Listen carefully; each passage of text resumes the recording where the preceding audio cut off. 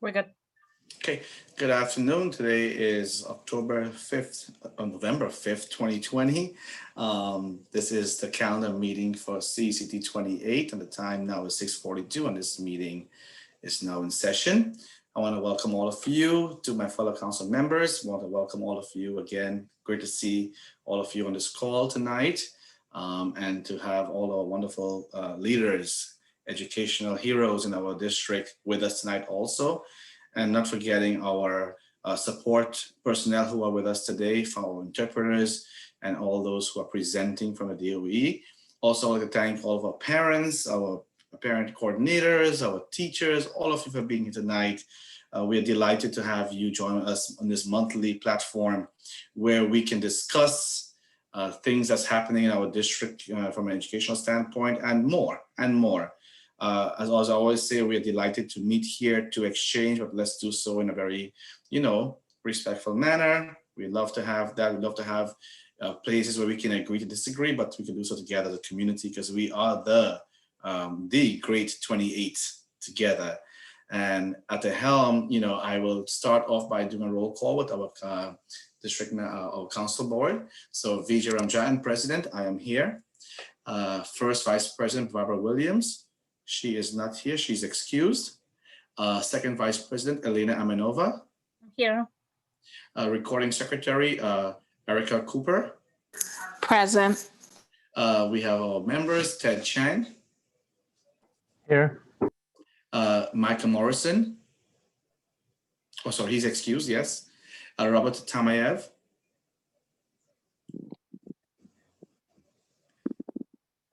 He's probably on his way. So for now, just say not excused for now, but I'm sure he might join later on. Howard Pollock. Present. Thank you, Howard. Rajwinder Kaur. Present. Thank you so much. And our treasurer, Andy Medes King. Okay, not excused. And of course, we always have with us this wonderful team of council members.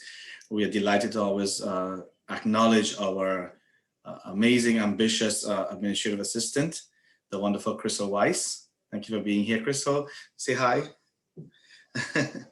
Hello, everyone. Thank you for being here, Kreyòl. So happy to have you on board. Again, just a few things I want to mention to everyone here. We have Spanish interpreters with us here today.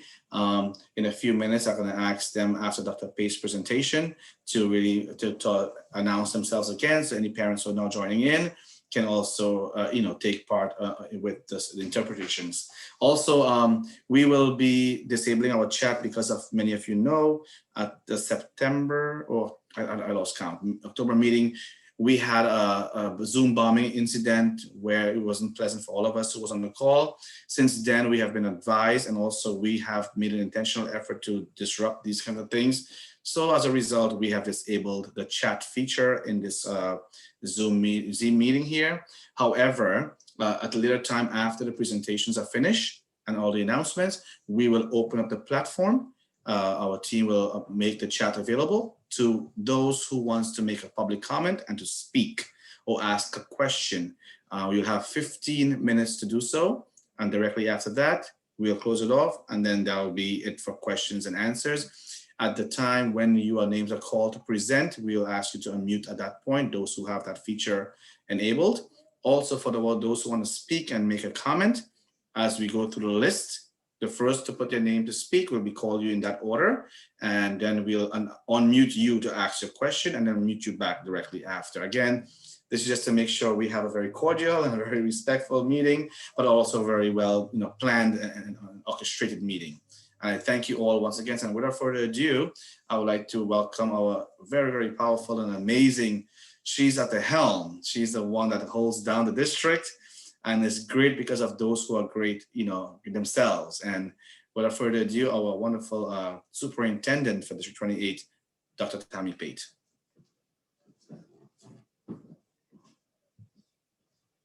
To unmute. Dude, that was an amazing introduction. Hey, believe it. Just believe it. Let's go with it, right? Good evening, everyone. It is a pleasure to be with you on today. I would say excuse my playfulness, but I feel like we have been climbing a mountain, and so I am thankful to have joy when in this space with you all and be able to just feel just have the strong sense of community with you, and confident that work you're doing. Um, First of all, of course, it's all worth it. But I get to do it with this community of learners. I'm just proud of District 28. I'm proud of District 28. I'm proud of our CEC, proud of every community member. I'm going to get in and out of your way. So I'm going to try to share. And so, we've been trying to help our school leaders and our folk with thinking about joy, right? And thinking about video that I shared with our school leaders, just as a show of appreciation. And I thought maybe you would enjoy it as well. And so here we go.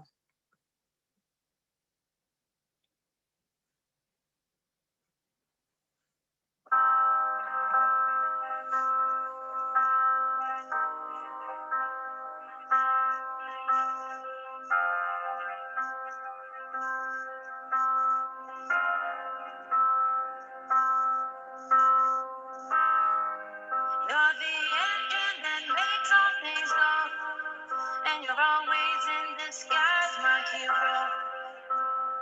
I see your light in the dark, smile in my face when we all know it's hard. There's no way to ever pay you back. Let your heart know I love you for that. Honest and selfless. I don't know if this helps it, but good job. You're doing a good job, good job. You're doing a good job, don't get too down. The world needs you now. Know that you matter, yeah. You're doing a good job, a good job. You're doing a good job, don't get too down. The world needs you now. Know that you matter, yeah. 6 in the morning, as soon as you walk through that door, everyone needs you again. The world's out of order. It's not a sound when you're not around. All day on your feet, harder. Keep that energy, I know. When it feels like the end of the road, you don't let go. You just press forward. You're the engine that makes all things go. Always in disguise, my hero. I see a light in the dark.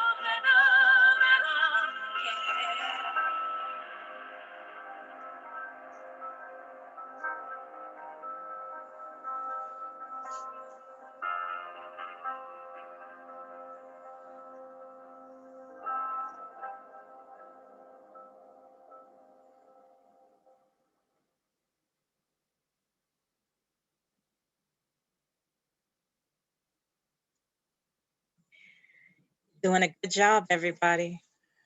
You're doing a good job. And so I just wanted to leave you with that. Well, not leave you, but open with that. Because we don't always get to hear gratitude.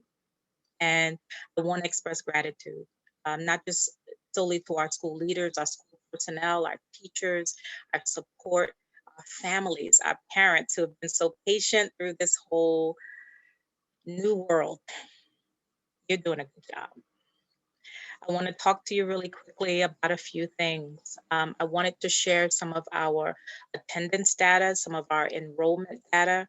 I will get the comparative data and share it with our president, Mr. Ramjadan, so that he can also share it with CEC in the community. We have some reports. I just needed to clean those reports of student level identifiers, and I'll send that to you in a short while. But as you can see, within Queens South, we're doing extremely well. Within New York City Department of Education, we're doing extremely well. And some of you may say 89% attendance, that is not great. I can assure you that we are points and points and points above the average of New York City Department of Education. Our in-person attendance is at about 85%. That data, while it is a valid data source, it has elements that is important that you know. Every time our schools are closed because of cases, positive cases, our students bounce into remote or full remote, and that impacts the in-person attendance. Our full remote attendance at home is at 91%, which is just about at the normal in-school 100% attendance. So we have to give all of you, all of our families, a round of applause, because you have done the work of ensuring that our children are connected, they're online, and they're participating on a daily basis. Over here, this tiny, tiny chart, I'm sorry that it's the way the chart was laid out. It was challenging to get it here, but it does show some of our data for our each of our separate schools. I have to add, it's important that you know that the attendance data here is an all or nothing kind of accounting. What do I mean by that? If a student is supposed to be in a blended program and is supposed to be in school on Monday, but decides to participate at home on Monday, that is considered for Central's accounting. It is considered an absence, not at our school, but for Central. So some of the schools that you'll see at the very top of our chart with rather low attendance numbers, that is in fact not true. Those students who did not show up in person at the school are in fact attending online. And so we have had to correct our attendance at the school basis, which is what matters and what is reported back to you. And so I just have to sort of call that out, because it is a bit of a difference with how we are looking at and collecting our data. Our tech device data, and Sonia is going to come to us in just a few minutes. Sonia, I should have moved the slide further down. I'll go back to it when you begin to present. But here's just a small pie chart of what was requested. I have hard numbers, and I'll provide that when Sonia presents. Blended learning opt-in for families. I know that this has gotten a lot of energy. I know.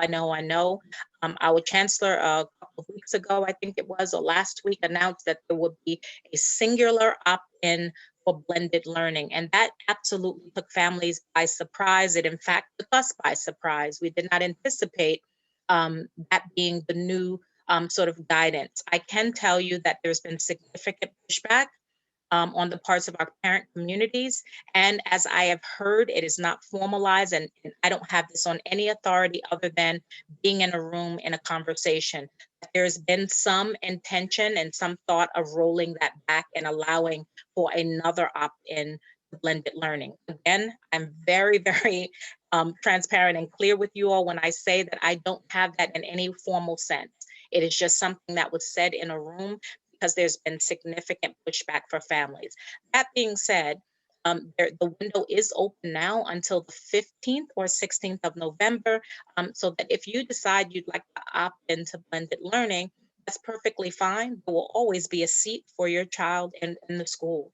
And so you can use the learning preference survey. I'm sure that it's on the website already, and I can share it again. And then the new blended learning cycle begins formally on November 30th. So if I, Tammy, decide to put my child, actually my daughter is in 11th grade and she is in blended, but if she were in full remote and I said, you know, I want Tamar to go blended, I would select blended now, and then she would start blended on November 30th.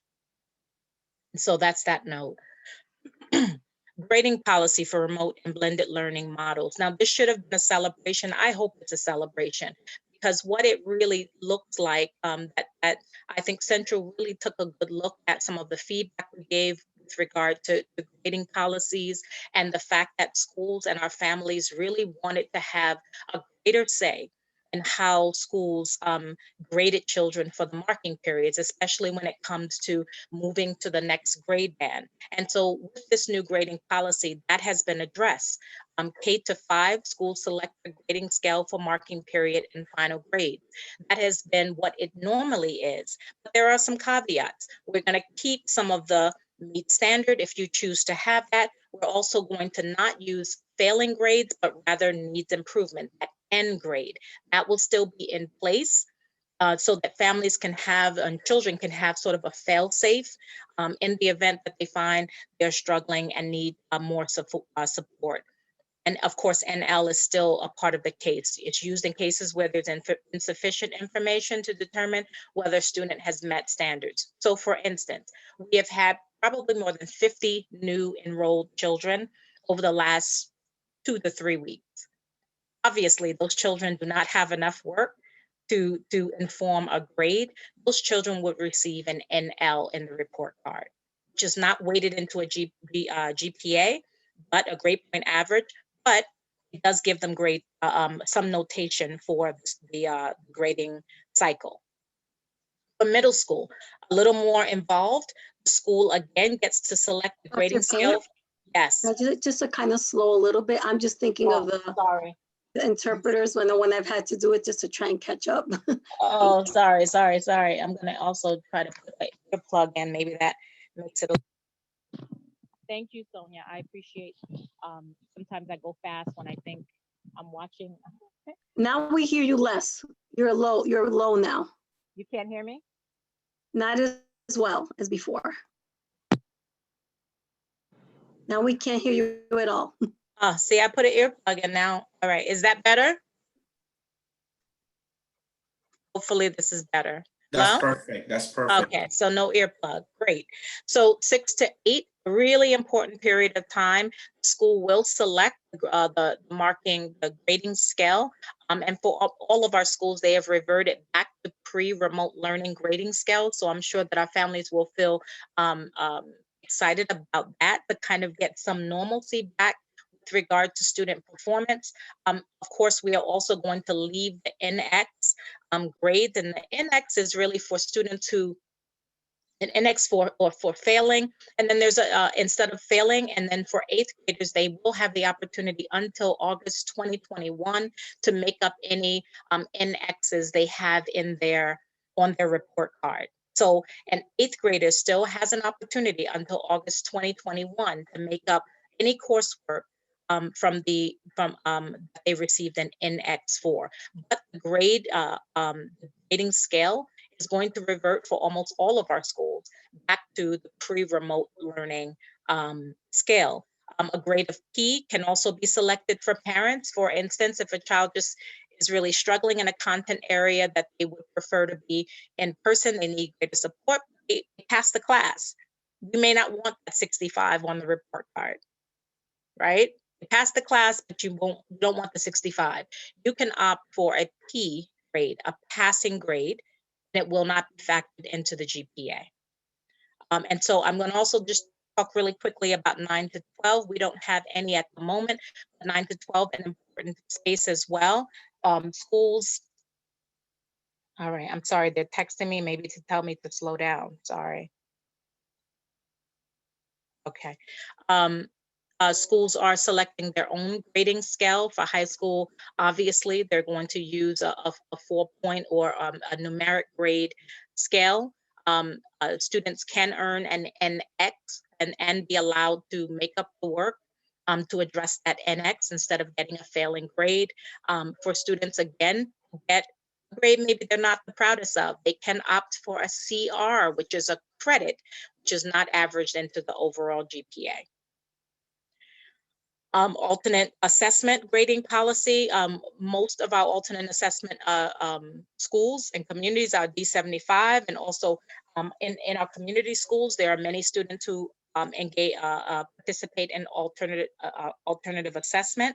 That policy is the same from what it was pre-remote learning, which again should bring everyone some relief, because it is what we know and it's what we have a lot of work into, getting good at. And so alternate assessment students will continue to receive a scale, a 1 to 4 point scale, like such as in our D75 schools, but also in our community schools.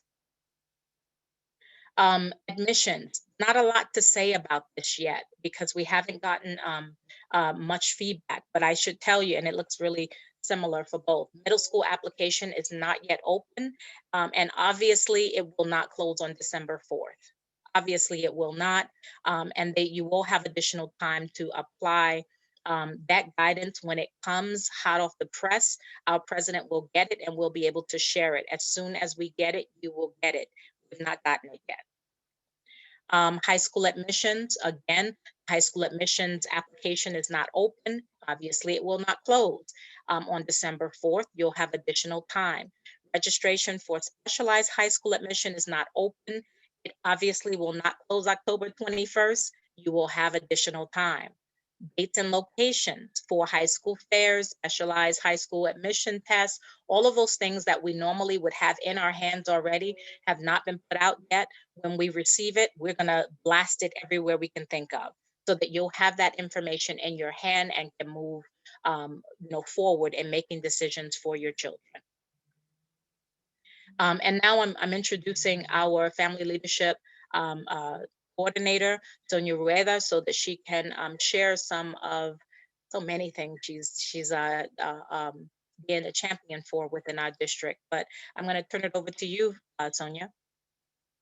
Good evening. Thank you so much, Dr. Pate. It's such a pleasure to always be with you in this space. I'm going to give you a couple of updates, specifically more talking about parent leadership. Dr. Pate, you can switch to the next slide.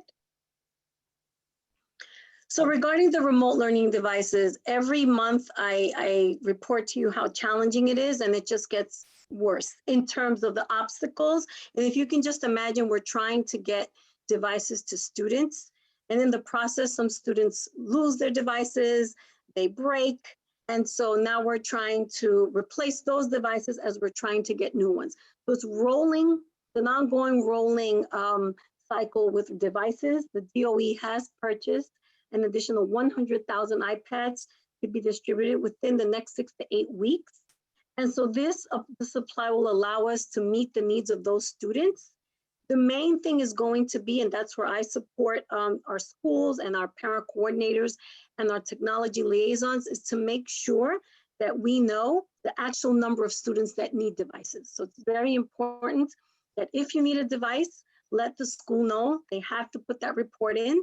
We're looking to have it by November 12th, more or less, so that we can get on that list and have those devices distributed to the schools. But again, it's an ongoing daily challenge, really trying to track those devices, but we're working tirelessly to make sure that all of our students receive them. So parent leadership. We walked into elections this year with a lot of anxiety, including myself, a lot of unknowns. How are we going to conduct elections in a fair and unbiased manner? And I am glad to say that District 28 is 100% in compliance. All our elections have been scheduled, including President's Council. And actually, most of them have already been conducted. I think we have maybe 3 going into next week, and that's it. Our goal really is to make sure that we have parent voice and parent leaders in all of our schools.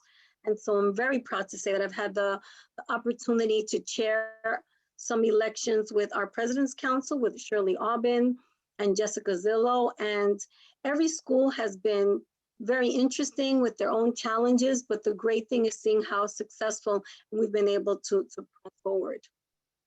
Regarding your school leadership teams, so I'm just going to send a reminder that your SLT meetings, your school leadership team meetings, are open meetings. So please, that's not just for your school leadership team, that is open for the public.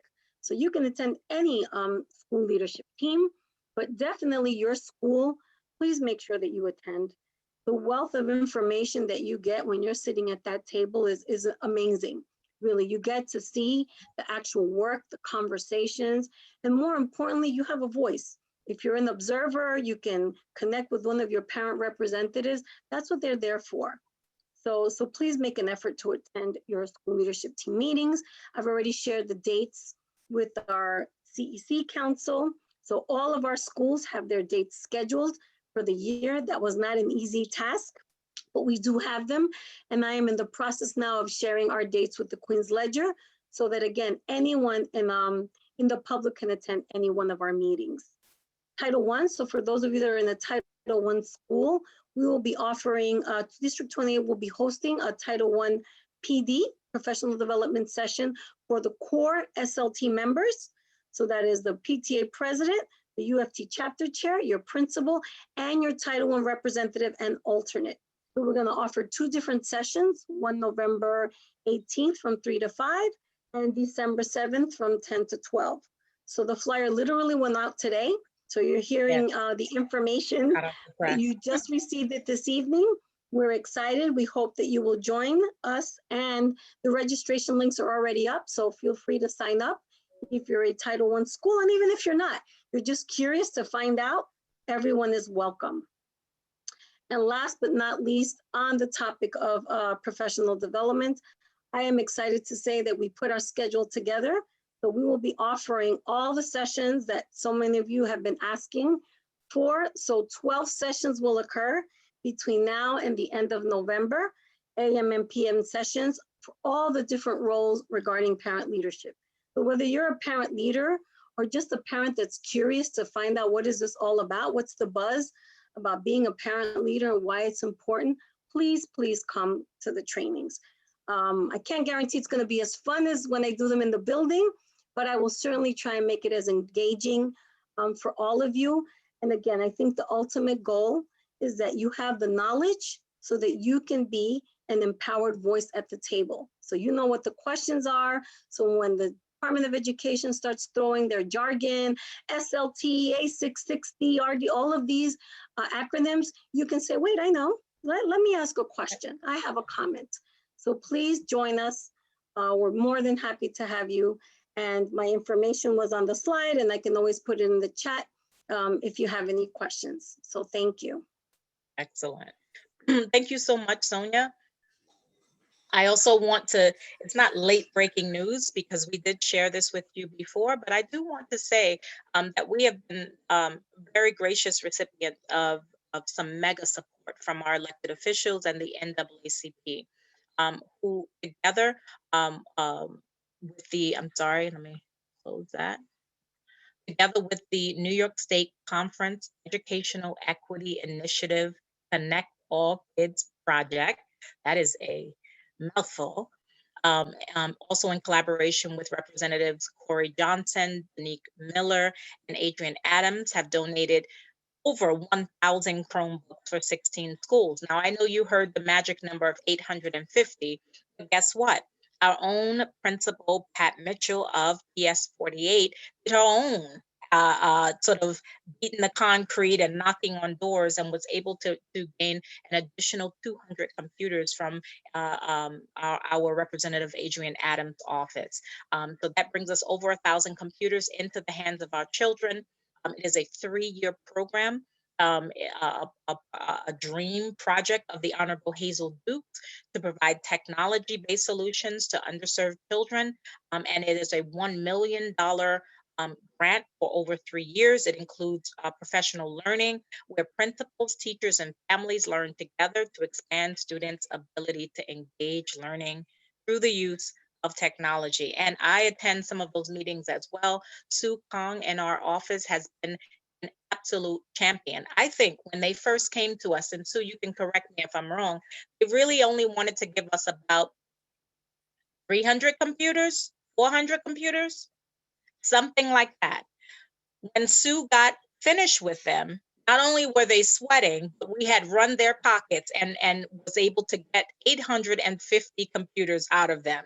And so I have to give her, and I continue to shout her out as an absolute warrior leader in our district, who is really doing the work to ensure equity is a true and living reality for our children here in District 28. So shout out to everyone who are participating, our multiple schools who are participating, our teachers who are being courageous and getting into the work, learning, sharpening the saw, as they say, so that they can be better assets for our students. And finally, I just want to tell you and share with you some of the leadership changes and things that we are engaged in right now. Chancellor's Regulation C30 supports school communities in identifying and placing principals and assistant principals. Why am I saying this? Well, some of our school leaders are retiring, woo woo, or others have been in place for a long time, and you assume that they're fully appointed, but have not been yet appointed. And so process is a many, many steps. These are the schools that will engage in C30s over the next, well, in this quarter, so before the end of the school year. 139 has an interim acting principal. Roland, oh my gosh, JR, someone shout his name out for me. I think I'm nervous and tired, and I don't want to say your last name wrong, JR. I'm so sorry, is on November 9th. On November 18th, we are conducting— Mr. Rolon? Yes, Alice. Eleuterio Rolon. Thank you so much. I am so tired. It is, it is, I love you, but I'm sorry. I hate when I'm called names that are not my own, and so I try not to do it. On November 18th at PS 55, we will have a C30 for an AP position. As you know, we tragically lost our AP during the last school year after suffering from a very long and protracted illness. That passing really impacted the school and the school leader, our principal honoree, and this is a huge step. They are raising up. They intend to raise up one of their own into the position of AP, and so we are here to support the entire school in this process. 312 has a new principal. You know that our former principal of PS 312 moved on to a different position. And at present, we have interim acting principal, Dr. Emanuela Remy. And so that C30 will be held on the 23rd of November. And finally, someone who has been in the work for a really long time, I promise you probably think she's already appointed, because she is not, she's not faint of heart. And this is an extraordinarily leader. Activia Sandusky is the interim acting principal and has been for some time now at Middle School 72. Her C30 will be on the 8th of December. And so that is my report on today. And I wasn't too long. I'm so sorry. I'm so sorry. I always think someone's got to ring a bell for me. But before I go, can you just join me in telling someone you did a good job, a good job. Good job. You did a good job. Yes, you did. Thank you so much. Thank you so much, Dr. Pate. And Dr. Pate is a professional, vocalist. She is, and hopefully one day she herself Not now. for us when we start the meeting, and she will serenade us before the school year ends. Looking forward to that. Dr. Pate, we thank you as a community, and I think I speak for all of us in this whole district. Thank you for taking the lead, and we are happy to follow your lead and for bringing us current information and being transparent with our team. To Sonia Roweda, Sue Kong, and the entire team, we are grateful, and thank you for all that you do. Thank you. Next, we're going to be calling on our wonderful co-presidents of the President's Council, Shirley Aubin and Jessica Zillo, and they will make their presentation at this time. While they prepare, I want to thank all our principals who are here with us today. Please, please, please, if you could rename yourself, I'll put the word principal before your name. We would love to acknowledge you before we finish by just calling all our principals. I will see you on the feed as all principals. Let's make my job easier. So please, if you're a principal and you're on board, if you're a parent coordinator, please put parent coordinator your name. We will really appreciate that. We want to know who our leaders, our heroes and sheroes are in our district. Thank you so much, Shirley Aubin and Jessica Zillo. Thank you. Thank you, VJ. You're welcome. Good evening, everyone. Thank you for having us here at the meeting today. What were we gonna say? October, November, election, election, election. That's what's been going on primarily with President's Council. But we would like to take the time, because this is really the first time for the school year, to welcome everybody back, to welcome new students, new teachers, new admins, new residents of District 28. And we want to welcome back everybody who was already members of the great District 28 community. So our presentation is going to be 2 videos. So we're going to start with our welcome back video.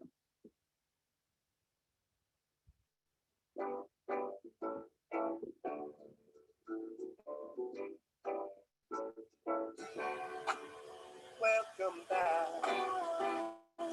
Your dreams were your ticket out. Welcome back to that same old place that you laughed about. Well, the names have all changed since you hung around, but those dreams have remained and they've turned around. We thought they'd lead ya. Yeah, where we need ya. Yeah, the tears in my life, 'cause we got him on the spot. Welcome back. Welcome back. Welcome back. Welcome back. Welcome back. Welcome back. Welcome back. We always could spot a friend. Welcome back. And I smile when I think how you must have been. And I know what a scene you were learning in. Was there something that made you come back again? And what could ever lead you? What could ever lead you? Yeah, where we need you. Yeah, the keys in my life, 'cause we got him on the spot. Welcome back. Welcome back. Welcome back. Welcome back. Welcome back. Welcome back.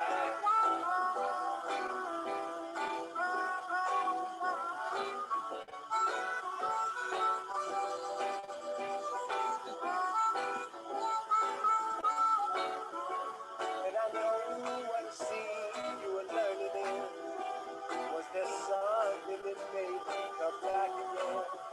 And what could ever lead you? What could ever lead you? Yeah, where we need you. Yeah, where we need you. Yeah, the keys in my life, 'cause we got him on the spot. Welcome back. Welcome back. Welcome back. Welcome back. Welcome back. Welcome back. Yeah, we keys in my life. Welcome back. Welcome back. 'Cause we got him on the spot. Welcome back. Welcome back. Yeah, we keys in my life. 'Cause we got him on the spot. Welcome back. Welcome back. Welcome back. Welcome back. Welcome back. Welcome back. Welcome back. Welcome back. Welcome back. Welcome back.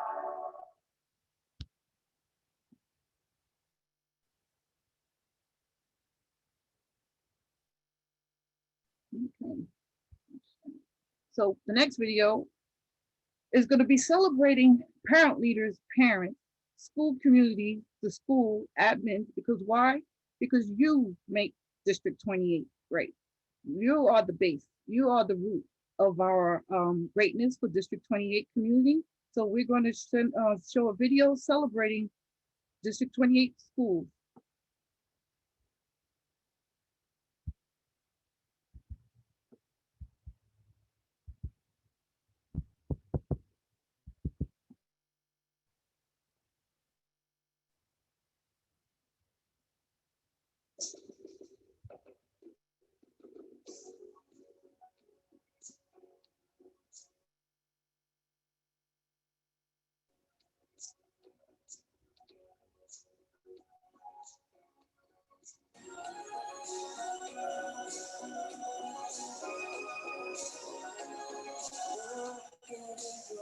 a sea of paradise.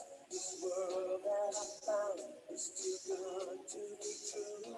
Standing here beside you. Shirley, we're not seeing the video. You're not seeing the video? No, we're not seeing the video. Okay, hold on. Let 'em see what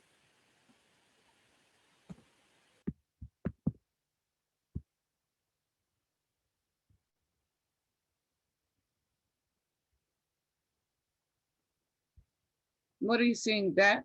That's something. No, we're not seeing anything.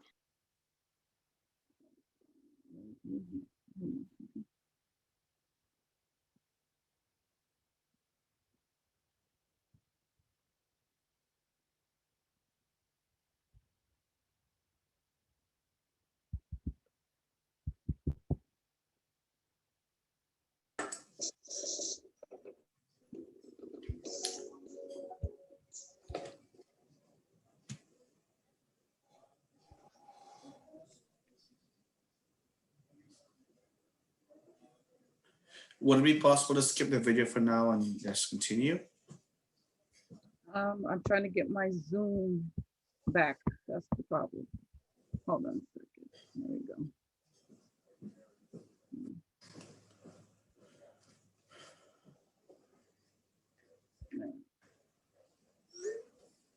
Can you see that? Yes. Yes.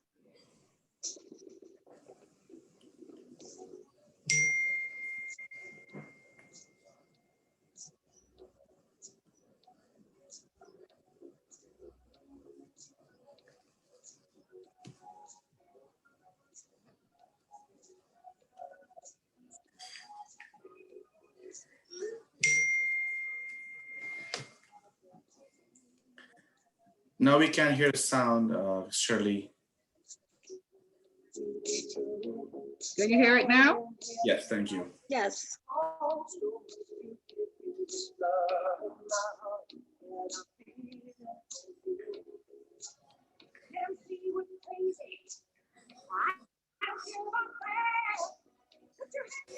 And baby, don't ever look back.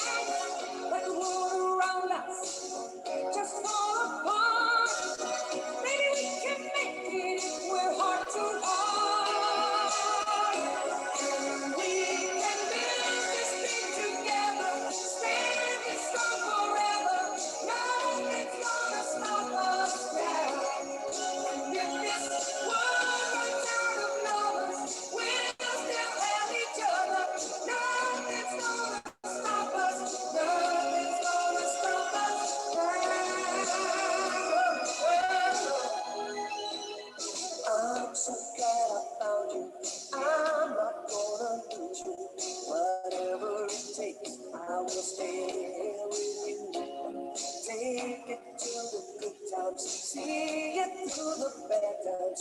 Whatever it takes is what I'm gonna do. Let 'em say we're crazy. What do they know? Put your arms around me, baby. Don't ever let go. Let the world around us just fall apart.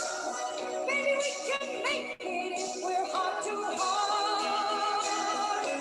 And we can build this thing together, standing strong forever. Nothing's gonna stop us now.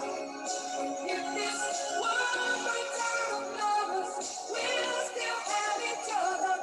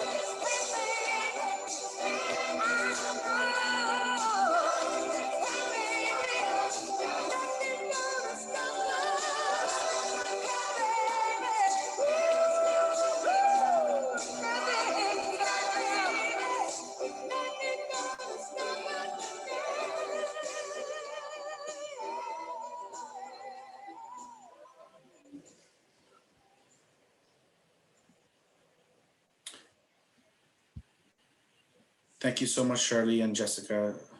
We have to move on, time constraints. Thank you so much. Next, we're gonna have our CEC team members' reports. So this time, council members, I'll just call your name one by one and you can go ahead and give your report. Thank you so much. Barbara is excused. Elena Amenova, do you have anything to report? Not at this time. Thank you. Thank you so much. Erica Cooper.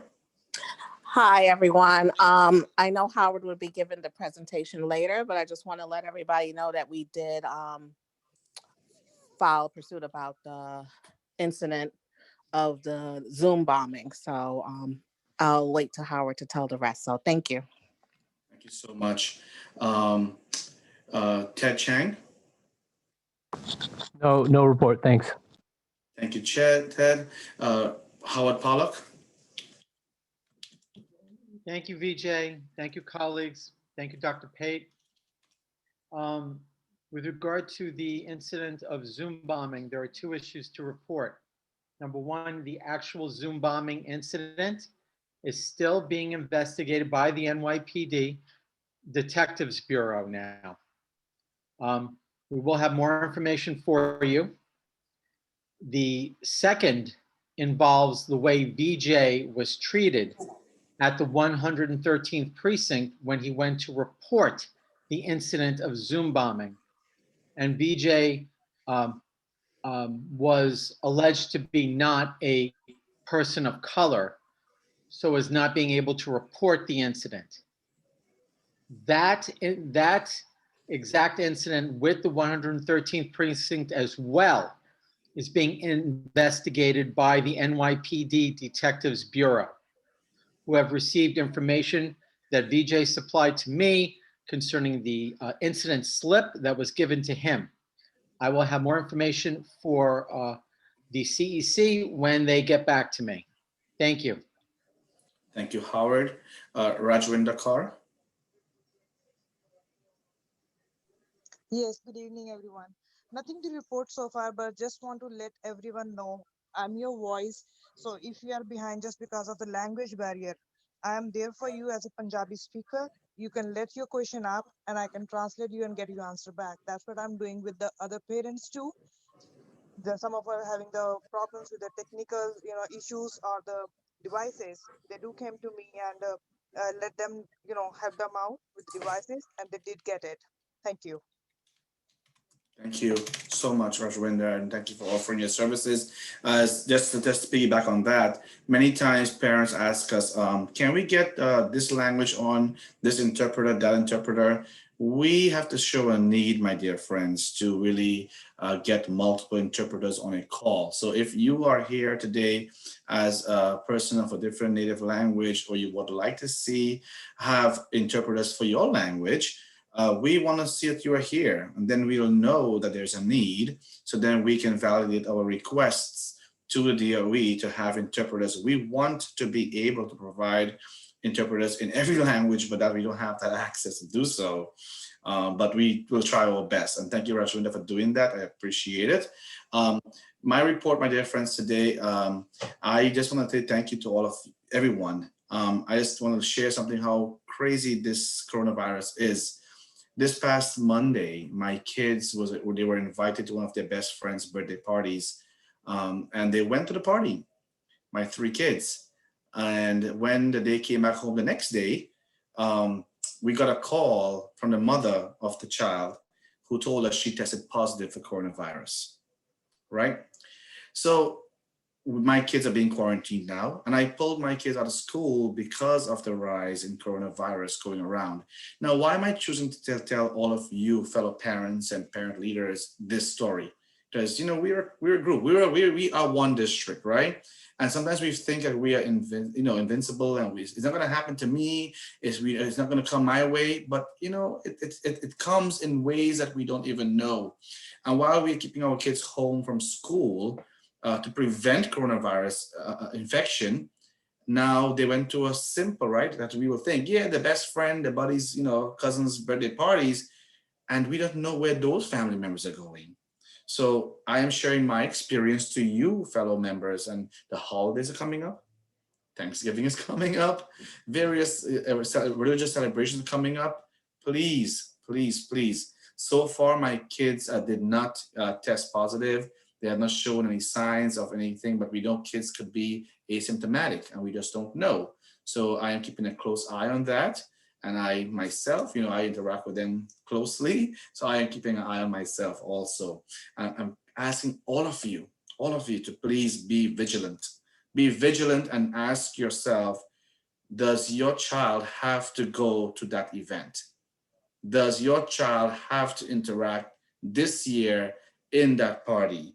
Does your child have to be here for this occurrence of this thing?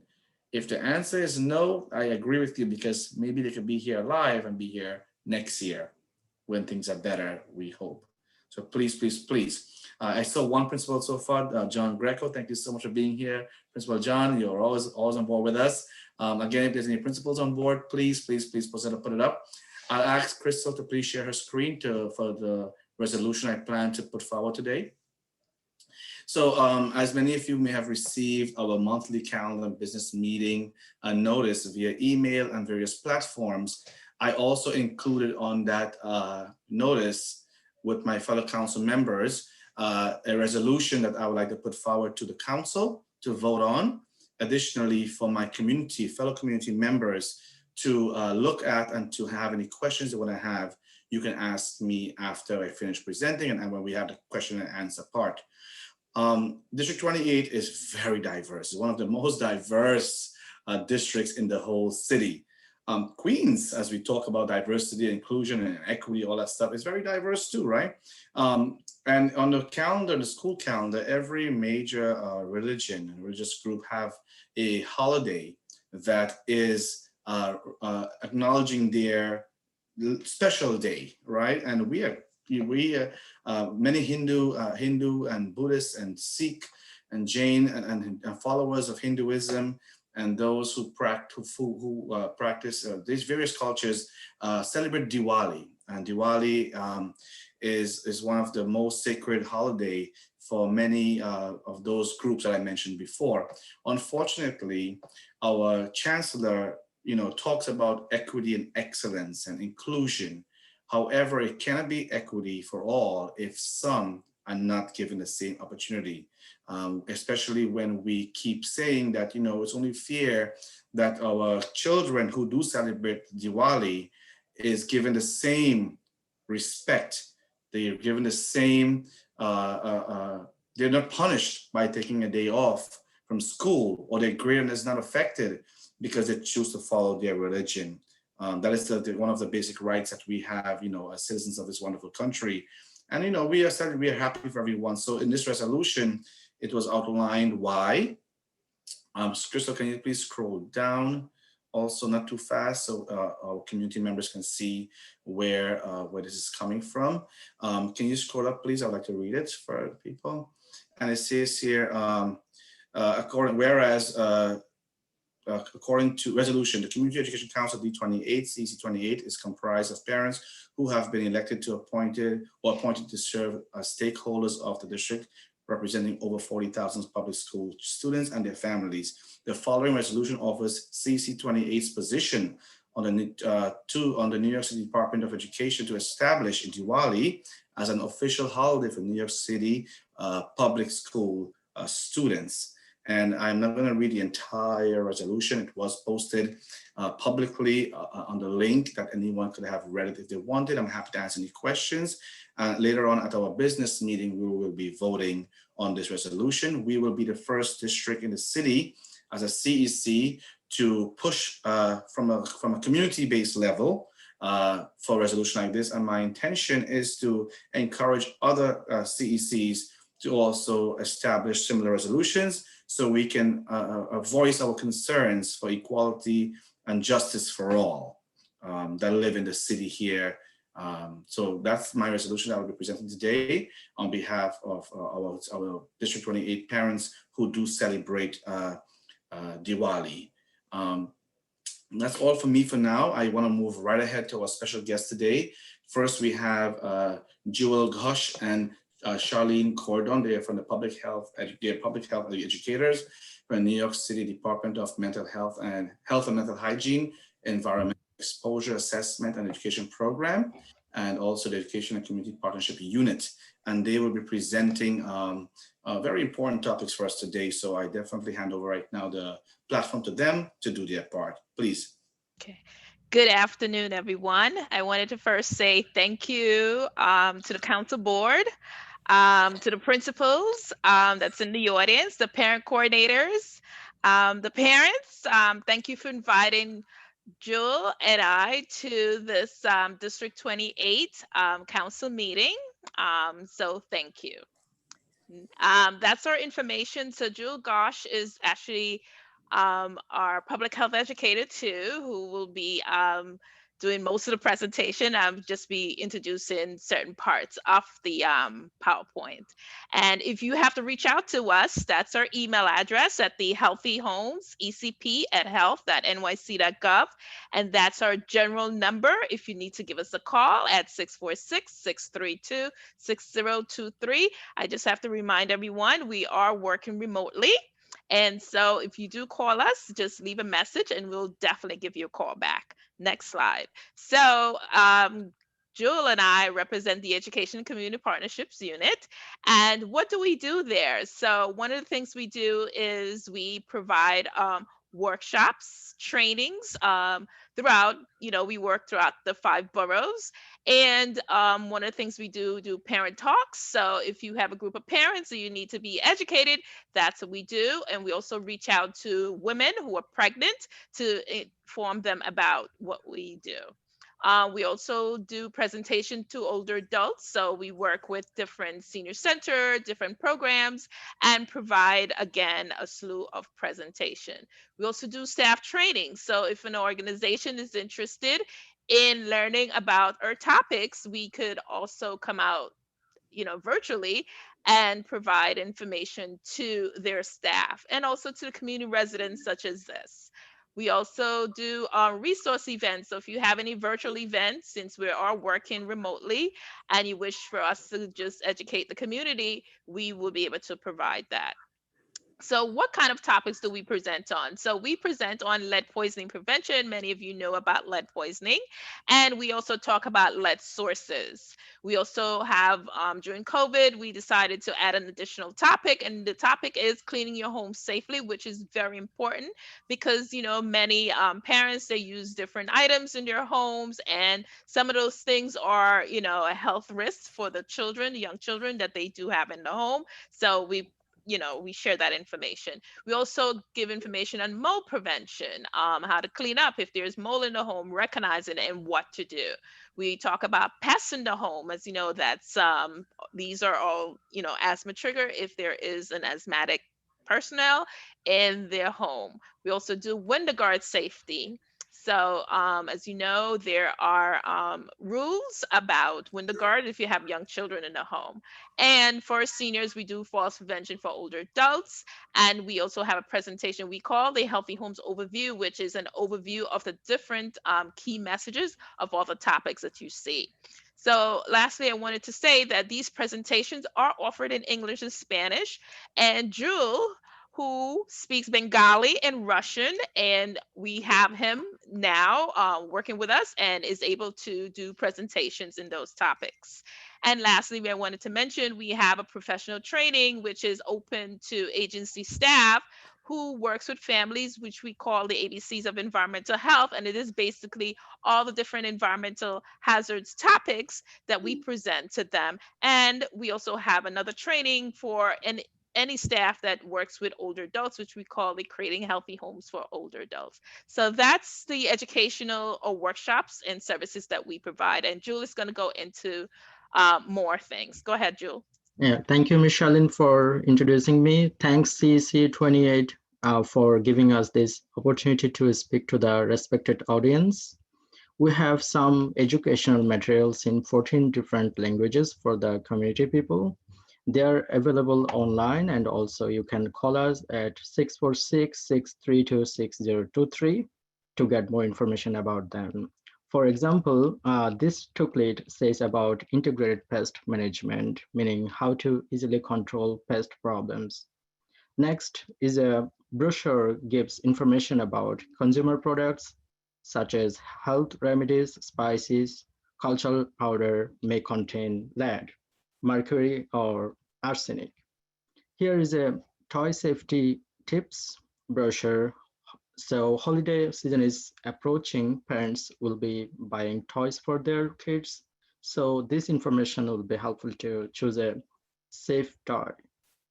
Next is about how to prevent and get rid of mold in the home. Mold causes allergic reactions, so it's important to know about, how to get rid of mold. Some hobbyists like target shooter may come in contact with lead. So here's the information to take preventive steps. And next is healthy homes. Ms. Charlene already mentioned in previous slide that this brochure talks about different health issues like lead poisoning, mold, pest control, and tobacco smoking. And also lead can be found in soil if there is construction work or repairing old buildings take place in an area.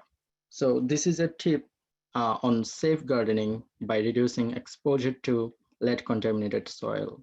Some workers are at risk to get lead exposure due to their work environment. So here are the tips to prevent or protect them from lead exposure by following safe work practice. Lead paints are the main source of childhood lead poisoning. So here are the information about lead poisoning due to peeling paints and their health effects. Also, what steps tenants should take to prevent lead poisoning. South Asians use eyeliner called surma or kajal may contain lead. So it says about the cosmetics may contain lead and how to get rid of them. Also, open data sources are available for all New Yorkers. So you can call us our number 646-632-6023, or you can visit nyc.gov/lead for more information.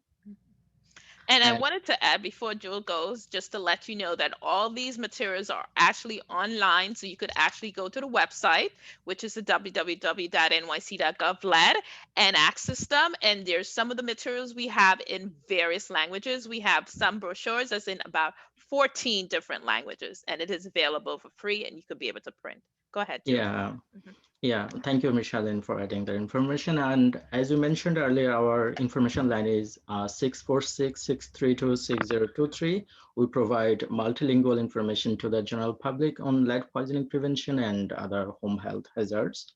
So you can call Monday to Friday, 9 to 5 p.m. You can leave message since we're working from home due to Corona. So you can leave message and we'll retrieve your message and get back to you soon. Either one of my colleagues or me will be returning your call. And respond to requests for multilingual publications for parents, caregivers, and medical professionals are also available. And also for the landlords, we respond to their request. So you can call at 646-632-6023. And as Ms. Charlene mentioned, we do the presentations. To request for presentations, you can visit our website, is www.nyc.gov/lead, and this is the link. So if you click on that link where it takes you, the site is called Healthy Homes, it's appearing. Yeah, Healthy Homes Community Presentations and Trainings. And here's the email address we mentioned earlier. Here are the topics already we mentioned. And here's the registration line. So here's an example. This is we update this information every month. This is October calendar. You can see for November you will be seeing it very soon. So if you visit that website, you can register, and we'll be able to provide you that information. So I wanted to add to what Jewel just mentioned. That particular site, it is basically on a monthly basis, we update it with different workshops and all these topics that we just covered, and it's available for free. You just register, receive your link, and you to join. So it's a good idea to learn about the different environmental hazards. And I mentioned it is on a monthly basis, and sometimes we do it in various languages. As you know, Jules, as I mentioned, Jules speaks Bengali and Russian, and we do have Bengali. If you have any Bengali parents or any of the teachers or anyone that's interested in hearing our talk in Bengali, we will be having a talk coming up soon, but please just visit our website. It does take a couple of days to update, but it will be available. So you can check every month different topics and different items to cover. Yeah, and I speak, as she mentioned, as Michelle mentioned, I speak Bengali and Russian. So you can contact us. You can either visit our website or you can email us or call this number for the information. The email address healthyhomesecp@health.noc.gov, and the number is 646-632-6023. So thank you. If you have any question, so please let us know. Thank you again. And thank you so much. Really being helpful. I think, you know, the resources you're providing is amazing. I hope that our parents, you know, pay attention to your call, you know, to make sure that our kids are not affected by lead in any which way. So thank you so much for coming and presenting. I hope you stay by for a few questions. Sure.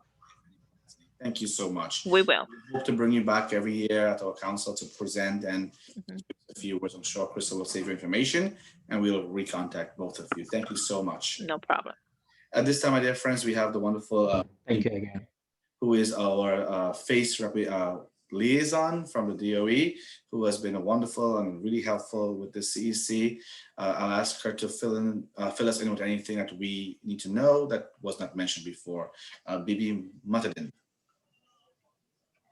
Hi, good evening, everyone. Thank you, Vijay. It's good to see everybody here. I hope you and your families are doing well. Hi, Dr. Pate. It's good to see you, Sonia, President's Council. Just a couple of updates from FACE quickly. We do have some upcoming events. November 8th, we will have the town hall with Chancellor. CEC8 will be hosting that. November 16th, CEC32 will be having their town hall with the Chancellor. I'll try to go slow. I know we have interpretation and I want everyone to get the dates. December 2nd, we have CEC3's town hall with the Chancellor. December 8th, there's also going to be CEC2's town hall with the Chancellor. And November 10th, there is a information office hour session with the Department of Health. The Chancellor will be on that platform. I will share the flyer in the link if I'm allowed to do so, Crystal. Please call in. The number is the 800 number as you've used the last time. The difference is this is an in-language session. It will be in Spanish. So the Chancellor will be on that platform along with, and I will give you this information right now, along with Dr. Aaron Miller. He's the Executive Director of Family Health Programs for the New York Health and Hospitals. So this should be a very informative session. Please make sure you join and share with our families. We would like them to have access to this. It's in language, it's in Spanish. And we are also planning 2 information sessions for our families, similar to the ones we held in the summer months. This one will be November 12th and November 19th. They will be from 6:30 to 8 p.m. This will be an opportunity for parents to, I think Dr. Pate will be one of our panelists. We're happy to have you there again, Dr. Pate, representing Queens.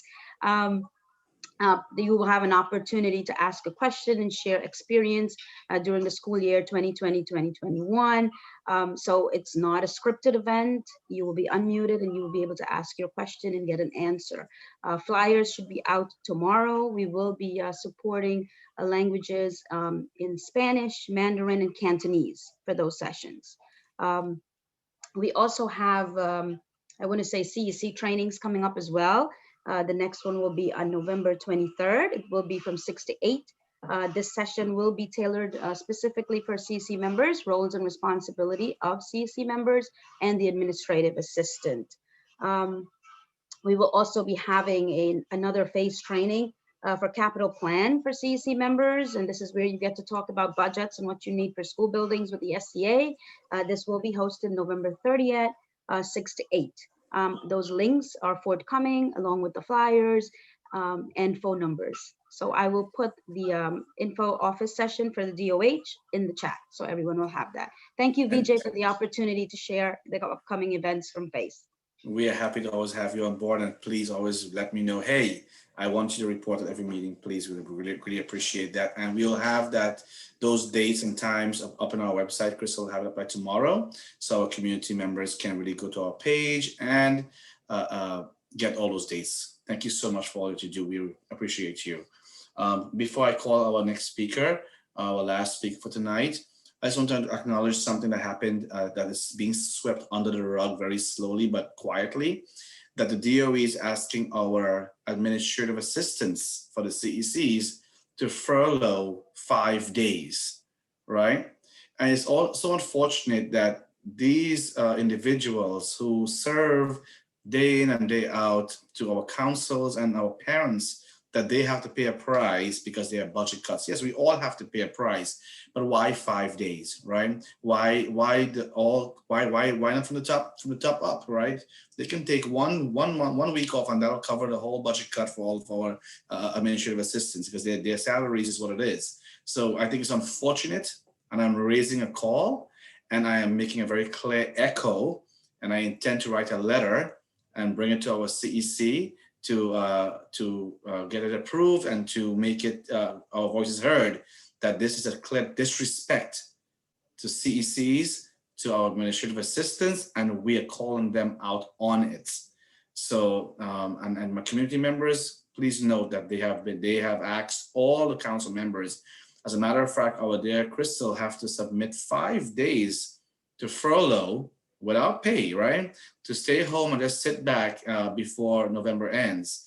It's not her fault. And if we had the power to, we would have taken the money from the CEC and really pay for that 5 days for you, Crystal. But we are going to do what we have to do as a council to protect you and all of us who serve on this platform.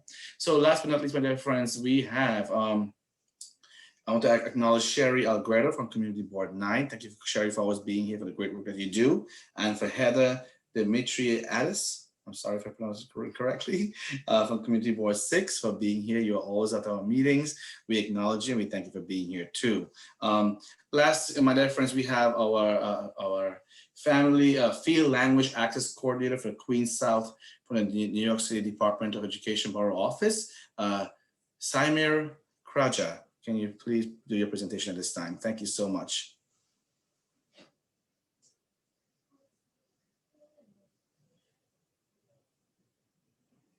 You should be able to unmute yourself and your presentation should be up. Can you tell me who that is again, VJ? Pardon me? Who am I unmuting? S-A-I-M-I-R, Samir. Yes, sorry. Kraja, Yes. K-R-A-J-A. Got it. Thank you. Oh, okay. Hi. Here you are. Finally. Awesome. My name is Samir. It's my pleasure to be here. Thank you so much for inviting me here. I don't know if I will be able to share my screen or not. Yes, you can. I can? All right, let me see. Share. There you are. Great. Excellent. I'm the Field Language Access Coordinator from the Queens South Borough Office, which we know we covered District 27, 28, and 29, around 150 schools. And tonight I'm going to explain something about the language access, which is all about translation and interpretation for schools. And currently we are seeing some of the interpreters right now in this meeting. So I'm going to give some information how this works. Briefly, I will share some background information about the Translation Interpretation Unit. What are the services available to schools, the resources for families, and who we are, who is the Field Language Access Coordinator, and at the end, some questions and answers. Let me share some background. As we all know, New York City Department of Education, we educate around 1.1 million students in over 1,700 public schools. Students and their parents communicate in over 180 languages, and around more than 40% of parents speak a language other than English at home. What are the most common languages spoken in our DOE schools? They are placed here in alphabetical order, starting from Arabic, Bengali, Chinese, French, Haitian Creole, Korean, Russian, Spanish, and Urdu. These languages, plus the English, count for over 95% of the DOE households. Now, as you all might know, there is a DOE office called Translation and Interpretation Unit, and I will share what are those services available to schools. We have three main resources, starting from written translation, over the phone interpretation, and the third one that's on-site interpretation. Let me explain each of them, starting from written translation services.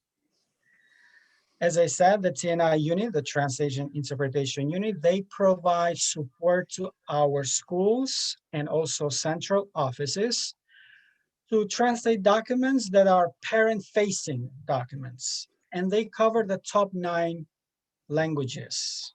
And here we have listed them based on majority. The top most spoken languages in New York City is the Spanish.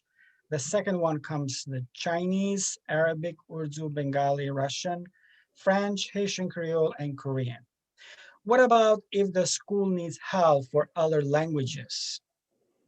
If they need additional languages, they will be available through contracted vendors, because every school receives a budget just for translation interpretation needs, so they can pull out that money to hire a vendor and bring them on board to provide translation or interpretation for other languages. As of now, and the TNI unit already have translated some basic standard forms and letters, and especially during the pandemic that we are facing. And all these documents are already posted on InfoHub, a DOE website, and employee facing, right? So they are very accessible to pull them out from that page.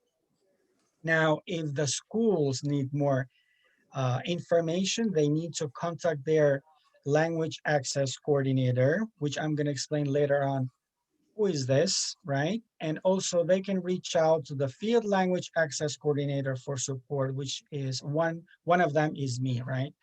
So let me move to the second resource that school can use for their families. That will be over the phone interpretation service. There is a DOE vendor called Linguistica. They provide free over the phone interpretation services, and that is available in 350 languages, 24/7, and all school staff can use that to communicate with parents. Also, the instruction how to use over the phone are already shared with schools. They are very well informed how to reach out to these virtual platforms currently schools are facing with parents and students at the same time. The third resource, it will be oral on-site interpretation. Currently, the DOE vendors, they transited to provide interpretation services via virtual platforms right now through, let's say, if they need help with a Google Classroom, Google Meet, or Microsoft Teams. Because before, usually they used to go to the school in person to provide that interpretation. As of now, they are doing this virtually. We have two main vendors. One of them is dedicated to schools, And another vendor is to serve DOE offices for any type of citywide events. If they need any help, how to reach out to them, they may contact their language access coordinator, which is based in their school, or they can reach out to me, the field language access coordinator, for instructions. What about resources for families? Every school sends to families these brochures. As you can see in this slide, is the parent guide to the language access brochure, and also I Speak card. They are already in electronic version in PDF, so schools usually email these forms to parents, and they can reply back if they need help for interpretation or translation. Another source for families, there are two main posters. On the left side, as you can see, is the language ID card guide. Usually this guide is placed at the main office in the building, in the school. And on the right side, we see the multilingual welcome poster. It's a big poster at the main entrance. So the parents, when they first step in the school, they can ask for help if they don't speak English. So someone there can provide interpretation service for them. Shortly, I will introduce who are the field language access coordinators. There are 9 of us based out of borough offices, 2 in the Bronx, 2 in the Brooklyn, 2 in the Queens, 1 north and 1 south, 1 in Manhattan, 1 in Staten Island, and 1 for the access schools. What do we do? What's our goal? We assist schools in developing a language access plan, and we make sure that the service has been provided while also engaging communities. So main goal is we train those language access coordinators, which are based in every school. We help them to answer any questions or troubleshoot any issue, and we visit schools. As of today, unfortunately, we cannot do it in person, but hopefully it's going to be soon. Virtually, we are trying to reach out to each of them to make sure that they reach out to families that they need translation or interpretation. What about the language access coordinators? There are, every school has a LAC, which is designated by the principal as a role. And what are the responsibility of the LAC? I will mention some of them. The LAC needs to know how many parents in their school need translation or interpretation services. This LAC can help the principal to write down and develop the language access plan, which is part of the CEP Comprehensive Education Plan, is another plan just for language access. Also, the LAC works with the school's principal to allocate funding to address language needs. What it means that, as I said, every school receives a budget, so the LAC will help and make sure they hire the DOE vendors, and they make sure they translate all documents so the parents can receive those documents in their own language. They will feel welcome in our schools. The LAC needs to inform parents that we speak their language, right? So they distribute those brochures and they make a welcome environment for them. Also, the LAC needs to inform school staff about the language access services that we have for each school, and they support each school staff about that. And that's all pretty much. I didn't take too much time. Briefly, and if you have any question, please let me know. This is my contact information. It's my email address, sk raja@schools.nyc.gov. Again, my name is Samir, last name Kraja. Samir, thank you so much for presenting and being here with us today. And thank you for keeping it to your time limit. I really appreciate it. So we don't keep our families too long on the call. Thank you so much. If you don't mind, stop sharing. I would appreciate that. Perfect. Let me see if I can do it fast. Where's that? Okay.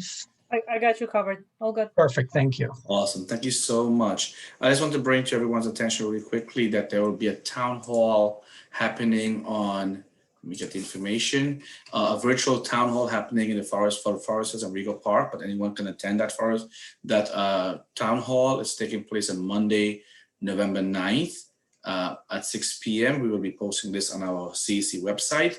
We're going to have elected officials, 1, 2, 3, 4, 5, 6 of them, including our controller, Scott Stringer, who will be there to discuss, learn how our offices are responding to the COVID-19 pandemic, learn what resources are available, and tell us about what issues you are experiencing. These are the elected officials that are going to be there: Grace Meg, a whole bunch of them, Joseph Adabo, a few of them are going to be there. Please definitely look at our website for that flyer so you can attend. You have to RSVP to a link can be sent to you. So at this time, it's now 8:09. We're going to ask our team to please make the chat available to everyone on the call now.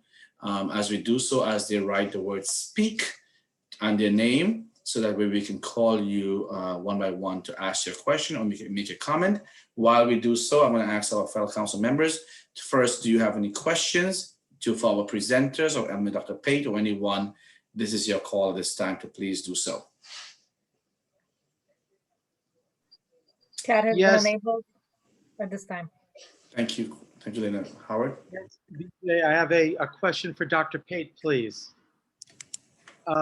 Dr. Pate, what is the procedure when children are taken out to be tested when they are in blended for classes?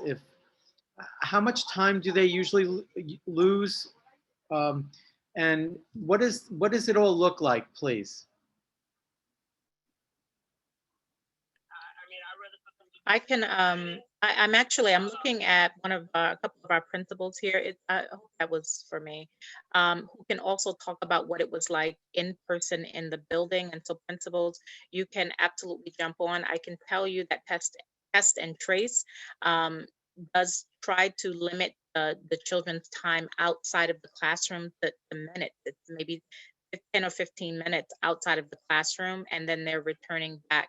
I see Principal Grego here. If you can talk about what it's like, the actual experience. Yes, hi. So, yeah, we just had our COVID testing today. And basically, when they come, there's a cohort. I mean, not a cohort. There's like a number that you have to meet. So like today we had to meet 92. So you know, and then includes teachers. So like normally, like we get a list like the evening before they come, and then we like make the groups and things like that. Like we set them up in the auditorium. There's like a little desk like where they sign in, and then they go up on the stage to get tested. The whole thing, like per class, probably takes about 20 minutes. And then they're back in their room. Thank you, Howard. Is there any other council members? Thank you, Principal Greco. And thank you for the warm welcome when I visited your school in person. You were phenomenal. Ted Chang. Yeah, I just have a question for Dr. Pate. I'm not sure, this might be kind of DOE central, so just feel free to tell me if it is. But I guess I was just wondering if we have any insight on sort of how they're determining these hot spots. Because I think, when we were shut down for a couple of weeks, when we came out of that, they basically, determined that all of Central Queens is kind of now a hotspot. But since then, you know, they've been kind of, you know, they're still referring to the Kew Garden Hills, Forest Hills hotspot, and I guess we're at like 2.7% right now. So we're below the threshold for shutdown, but we're only like 0.3 from the threshold, and once we hit 0.3, then they have to shut us down again. And I'm just trying to wonder, like, so do we have any sort of insight on the map itself? Is it you know, is there any sort of update on that? And then also, like, you know, before when we were shut down, they didn't have any school testing data, but now they have school testing data. And, you know, is there any sort of feedback to the governor that, you know, we know the actual, at least we're sampling in schools now, and that might look different than the community in general? Thank you. Yeah, thank you so much for that question, Ted. I appreciate it. And I'm going to tell you all that we tried. Shirley Wheeler Massey is also on the line from our district office, and we beat the street trying to get someone from Test and Trace, and not just someone, but one of the senior directors of Test and Trace to participate tonight. We were unable to do it, but they did promise us for next CEC meeting that they would be in the house to answer these questions and present us with data. With regard to the test positivity rates across Queens, unfortunately, we do have a bit of a hotspot in Forest Hills and surrounding areas. We unfortunately had to close one of our schools. Will be closed for 24 hours.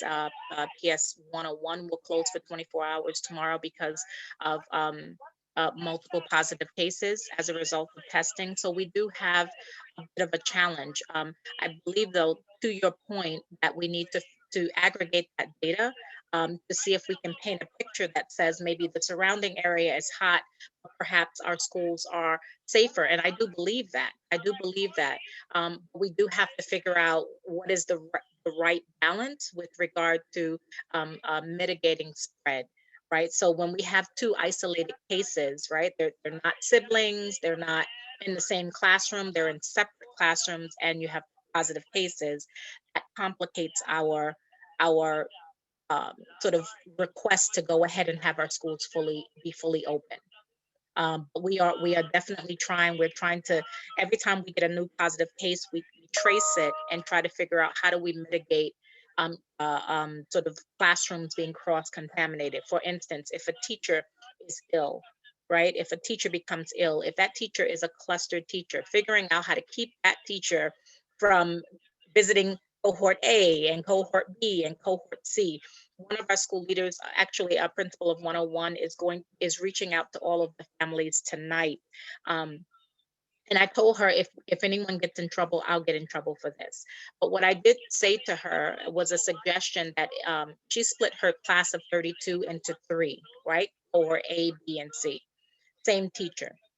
The teacher has to quarantine for 14 days, as does the class that she was teaching on the day of test. That leaves her other 2 cohorts without her in person. And so the suggestion that we have right now is that the entire cohort of students go full remote so that you can there's no break in the way that they're receiving instruction. It is live, synchronous. The teacher is with them every day. And it's a little bit of a reunion. So you'll hear something like that today. I don't want anyone to get concerned. If this doesn't work for families, you simply say no. And your child will be fully accommodated. But we are working really hard to figure out what is the right sort of balance with regard to testing our children so frequently and our adults in the building. We need the data around test positivity across District 28, and that has been really hard to get. BJ and I have been trying to get that information.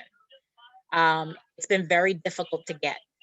But I'm still working on it, and at this rate, I may have to go email by email, which is 1,000 emails to get, to figure out if I can calculate how many schools, how many positive cases. But again, for our December meeting, we will have Test and Trace here to answer questions like that. They are going to give you a little bit of pushback with regard to the state, because I think Cuomo made it abundantly clear who's running that show, right? And so, I don't want to get in the middle of that. You and I, we wasn't in it. But to the best of our ability, we're going to try to get that information so you have it, and we can move forward using our very strong voice. Thank you so much. Any other council member have a question for presenters or anyone else? I have a question, I guess for Dr. Pato. I'm not sure if the principals can answer that. Is there any guidance that has been given to the schools with regards to synchronous and asynchronous learning? And or is it just each school's decision at this point? No, there is a very clear picture around synchronous and asynchronous instruction, and down to how many hours, minimum hours or maximum hours. I'm going to tell you that the maximum hours of screen time that was shared by Central, by the Department of Education, was received kind of with wonder from our parents, because in some cases it was like, oh, 20 minutes a day. And our parents were like, our children more than that before 8 o'clock in the morning on a Saturday. Right. So in all of our cases, our principals really have been very creative, trying to put together a schedule for our children that allows them to be, face to face or synchronous with teachers. Then they have some work time, and they may have a small group where teachers will pull 5 children. So that's how we've been handling it. I'll say this: if you find that your child has too much or too little, right? There's all this whole spectrum. Please reach out to us. Reach out to the principal first. If you don't hear back in a timely manner, please reach out to our office. We try to be good about this. I just had a conversation with a parent from another district. I said, that's not D28 story. We are responsive. So if something is not working for you and your family, reach out. Thank you so much. Okay, at this time, we will move. Sorry, thank you. We'll move on to our public comment and questions. Again, I'll ask Ted Chang, can you please keep time? And you can unmute and just tell us when the 3-minute mark is, so we are fair to everybody. I think your speaker on your headset, Ted, is touching your jacket and is making that noise. There it is. Awesome. Thank you, Ted. Okay, so this time we're gonna, Elena, you can help me unmute the speakers, please, right? The first we have is Shirley Aubin. Shirley. Hi, good evening. I just want to finish we had about 2 minutes left. I just want to wrap up the presentation. For parent leaders, President's Council is here to support and advocate parent voices. So Sonia mentioned those trainings. So as parent leaders, our members are mostly PTA presidents. One of your responsibilities is to develop professional development, develop parent leaders. So this is one of the ways not only enhance your leadership skills, but other parents' leadership skills. Invite other parent leaders in your school and other parents to join these professional developments, because the parents are an integral part of District 28. That's it. Thank you. Thank you so much, Shirley, and thank you, Jessica, for all that you do. Next we have is Vanessa Sparks.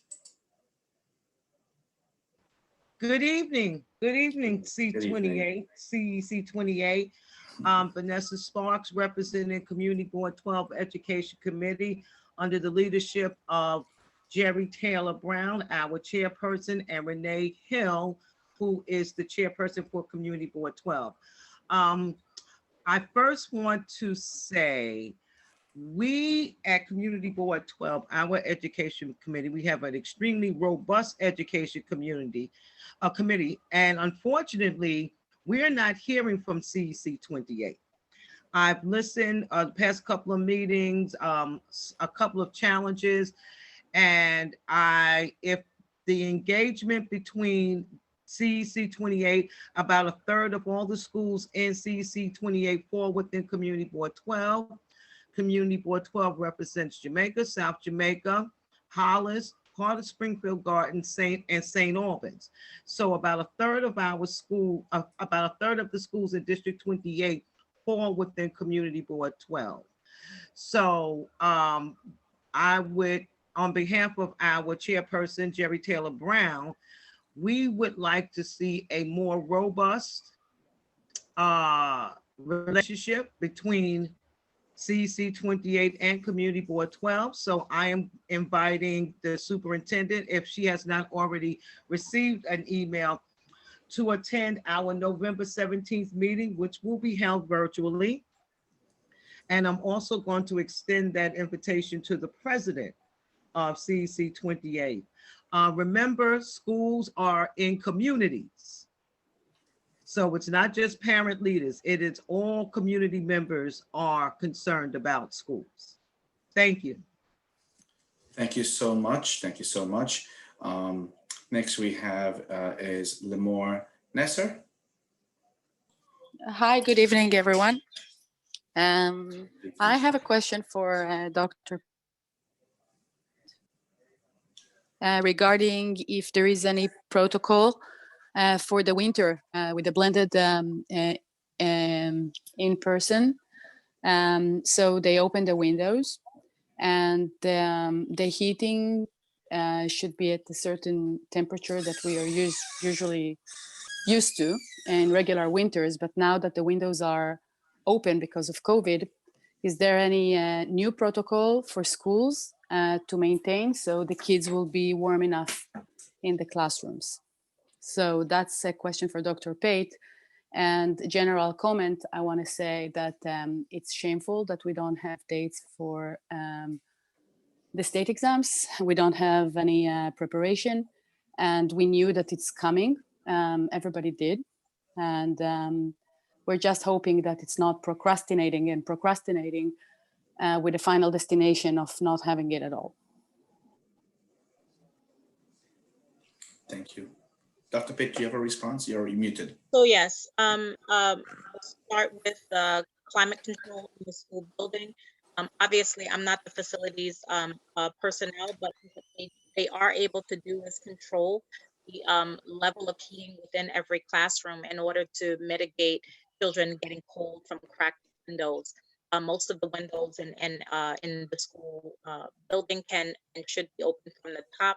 The radiant heat is coming from the bottom so that it hits children.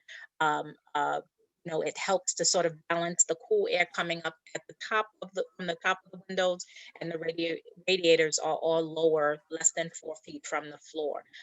So they will have to control for that. They'll heat the rooms and the building. And we're going to be mindful of that. We don't want children, we're avoiding COVID causing flu. Like we're not going to be guilty of that. And if there's an instance where climate control doesn't feel like it's appropriate, you have to let someone know. The principals will be walking the building. We'll figure out how to get the just right temperature, or we'll have to think of something else for our children. With regard to state testing, preparation to date includes having school leaders to order all school tests, which has been is underway currently. We don't know what April will bring and May will bring. We don't even know what January will bring, with them having postponed the January region. What we can do within the school building and what the Department of Education has done is require that we all act as if these tests will happen, which is to say we have ordered tests, are in the process of ordering all state assessments for schools. Every single one is in the process of ordering state assessments for the school year. And they are beginning the schedule for test preparation. Like the professional learning will be distributed to school leaders and testing coordinators. We are operating as if we are testing every child this year. Will it be extraordinarily difficult?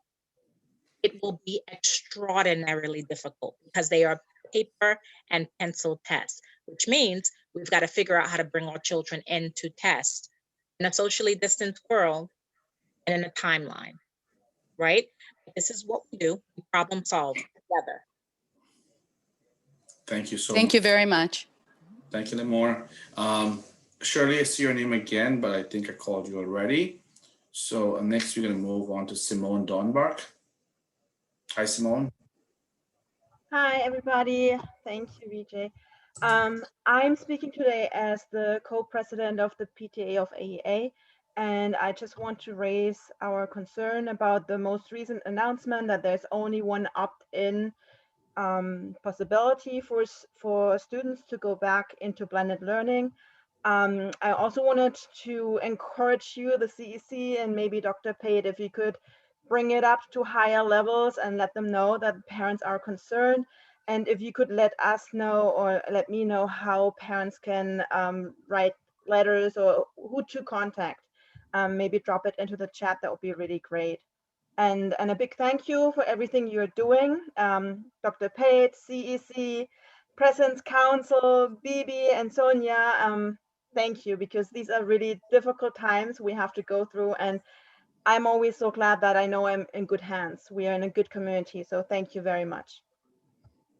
Thank you so much, Simone. I plan to bring this up today with the Back to School Committee at our meeting with the limited, blended learning options. So then we can determine if we want to do a resolution. CEC6 passed a resolution with expressing the concern and call for open more times, at least one more, at least in the spring after the cold or sometime to open it back. We will definitely try to maybe send a mass email out. Check our website, right, for any updates. And also we will try to get a letter out or a resolution based on what the council thinks next at our business meeting right after, and see what we can do on that. But thank you for bringing this up. We are also concerned. Thank you, Simone. Dr. Pate. I just want to let you know that parents are writing these letters. I mean, we're weeks into, and they give me the I've been copied on the letters, but they are writing the chancellor, they're writing the mayor, they're writing everyone. And so I encourage you to express your feelings on this point. Again, the announcement was made respectfully to all of the folk who participated in making this decision. But we do advocate for our families. And so I have had the opportunity to share it with the field advisory team, which is it's a group of leaders across the system who are helping to sort of think about how the rollout needs to occur. And so I'm on that committee, and I've also shared it with Dr. Digovaya, who is our executive superintendent, who shares it directly to the first deputy chancellor. We've been saying this, so we are talking about it. Keep the letters coming, everyone. And I will thank you, Dr. Bin. I'll also add too, we want to hear your voices, right? So the CEC represents the parents' voices. So we would love for you all to continue to drop a quick email to us. Hey, council, this is how we feel. We want to hear your voices, because when we hear your call, then we have to act.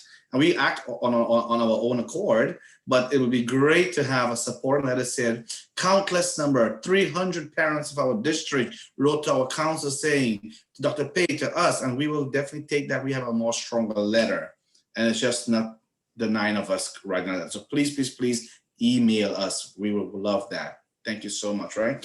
Next person we have is Ifat Golan. Hello, Ifat. Hi, good evening, and it's good to see everyone, and thank you for everything that everyone is doing. I'm speaking out and I'm reaching out to you, CC, and for Dr. Pate. I have, I'm not the only one, concerns about children with special needs, children in ICT classes. Personally, at home, I have a son in ICT class, special needs, and I'm seeing a complete regression, even though I am working very hard as the second teacher, if you may. And I'm concerned about that. And my question to Dr. Pate is, have there been any discussions about children with special needs and how we change their school during COVID? Even at my own school, my son's school, they do break them out to small groups. However, there is no other teacher. So children are sitting in one small group, doing nothing, waiting for the teacher to jump from one group to another. So are there any new protocols, or can you please help us in receiving additional help for the children that need special education? I'm extremely concerned about that, and I would love to hear if anything is being done or has been discussed, or please, can you bring it up? Thank you. Thank you. So I would say there's a couple of ways that we can address this. One, if your child is currently blended, and perhaps you would want to have additional days, that is a conversation you can have with the principal. It's not across the board, but what we have been able to do, just full disclosure, we've had parents who have made to express a similar concern, and we were able to get the child to have more frequent time in the school. And that definitely helped. With regard to remote and having only one teacher and children sort of waiting in small groups, if you could just send me a communication that gives me a little more detail around the school, and we will absolutely help you. You can email Sonia at Sueda. I put her email into the chat, and we will address this. I don't know if Rosa is here, but you all, if you don't know Rosa Fenton, she's amazing in terms of parent advocacy. So just give me some more information and allow me to address the issue. Thank you, Dr. Thank you. Thank you, Ifat. Next we have is, so Ife Zachary, you put speak, but then also you said yes, no question. So or yes, no question. Do I read a question for you, or you want to ask a question? I was hoping it would be answered in the chat, but since it wasn't, I can just ask it. Thank you. Before that, I just wanted to kind of echo a couple of points that we had for the IP. I mean, for the students with special needs, I'm just throwing it out. I suggested it, but then I never saw it happen. Is it so hard to accommodate, especially the ones that are in a 12-1-1 class? I mean, there are 12 students. Can't we fit them in a larger than average class in the building and have them come every day? Something to think about. I wanted to say that it sounds to me like the superintendents in our city were caught off guard regarding Carranza's decision that there's no more options to go for blended after next week, basically, which is, I think, is very concerning in general. It's been a trend for a long time now. The decision seems to be made very unilateral without any feedback, not even from superintendents. I mean, superintendent is not a low level, right? So it's a bit concerning that it keeps going on, I'm also concerned with the grades. There seems to be like no uniform policy, leave it to the school, which I'm a little bit nervous about, because it suggests like, well, later when they apply to junior high school or to high school, it's going to be like, well, since the grades are not uniform, we can't really make decisions that are quantitatively valid. So therefore, we'll just do some lottery or something, which has been, I think, a politically pushed agenda during this time. And the lack of information regarding high school admissions, whether or not we're going to take the SAT, which is my question, like, is it going to happen this year or has it been canceled? It just feels like it's just excuses to later say, well, it's too late now to do anything. They're basically sitting on their hands and then later say, well, it's too late to act now. We can't do anything but a lottery. It's the only way that makes sense. But although they could have done something months earlier, they just chose not to. So that's a very, very big concern that they have. Thank you so much for just expressing your feelings. Let me just very quick. The questions really are, is there an SHSAT, and also what's high school admissions? Are they going to look at grades? What grades are they going to look at? Are they going to count this year's grade? Like for high school, 8 grades for the first marking period. Is that going to count? Right. So what is going to be counted for high school admissions, it has not been shared or vetted across. It's 100 different people that have to weigh in, unions. There's a lot to happen with that. So what I am going to say is that we've trusted the schools to create grading policies up to the point of remote learning, right? Most schools have numerical grading structures. They are returning to those numeric grading structures. So that will do nothing, but that will help. And then the fail-safe is allowing students to either get an NX, which allows them to make up if they do not succeed the first time, or convert a low final grade to a P for pass. That pass is not factored into the GPA in any way. So you literally can get, sort of, you avoid sort of creating an issue where a student has 3 classes and you get extraordinary grades and another class. I'm going to stop there. There's a way to keep it equitable, so that schools that have done this before a long time creating numeric grading system and go back to that system. And that addresses the need to have a grading system in preparation for high school admissions. To the point of the chancellor or the mayor making decisions with regard to this system, I can say this, I can say this in this setting, we all have a boss. And they make decisions, and they're privy to information that we are not privy to. And I don't have a conflict with that because I serve the community and the people of District 28. So when something occurs, it is my job to make sure that I am serving you and everyone in our community, right? So at this point in my life, would it be wonderful to be at the highest seat? Perhaps, maybe not. But I'm not there. I'm here. And when something comes up to our families, it's my job to advocate for our community. And that's what my intention is. So I don't need to know the mind of the mayor. I need to ensure that I have the information I need to support you as you move forward. I cannot tell you at this point what the high school admission process will be because the state needs to weigh in on it, the city needs to weigh in on it, everybody needs to weigh in on it. When they have that information, we'll have it. We are preparing for a testing year. So to the best of your knowledge, will the SAT be administered this year, yes or no? I believe it will be administered. We are preparing for it and the tests have been ordered. Okay, the other thing, Thank you, Effie. Just very quick, I said Effie, Dr. thank you so Page, much. Your time is up. I'm sorry, we have to respect everyone's time. If we gave everyone the right to have the 3 minutes, your time is up. Thank you so much. My dear friends, we want to thank all of you for being here today for this meeting. It was a wonderful meeting. Last but not least, I want to tell everyone that all you parents, we are educators. Did you know that you had that side in you, that you are a principal, that you are an administrator, that you are the superintendent? 90% of our kids are home being homeschooled, multiple of us having multiple kids. The superintendent, the HR person, the security, everybody. And I want to tell all of you that I know it's a lot. We are doing a lot and we're going to continue to do what we're doing, pushing through. But I can't stress enough how I'm asking you all to, our district office is here for you. Our district office, Dr. Pate Hart is in this. Sonia Rueda's heart is in this. I know Sonia for years now, and I can say this on her behalf.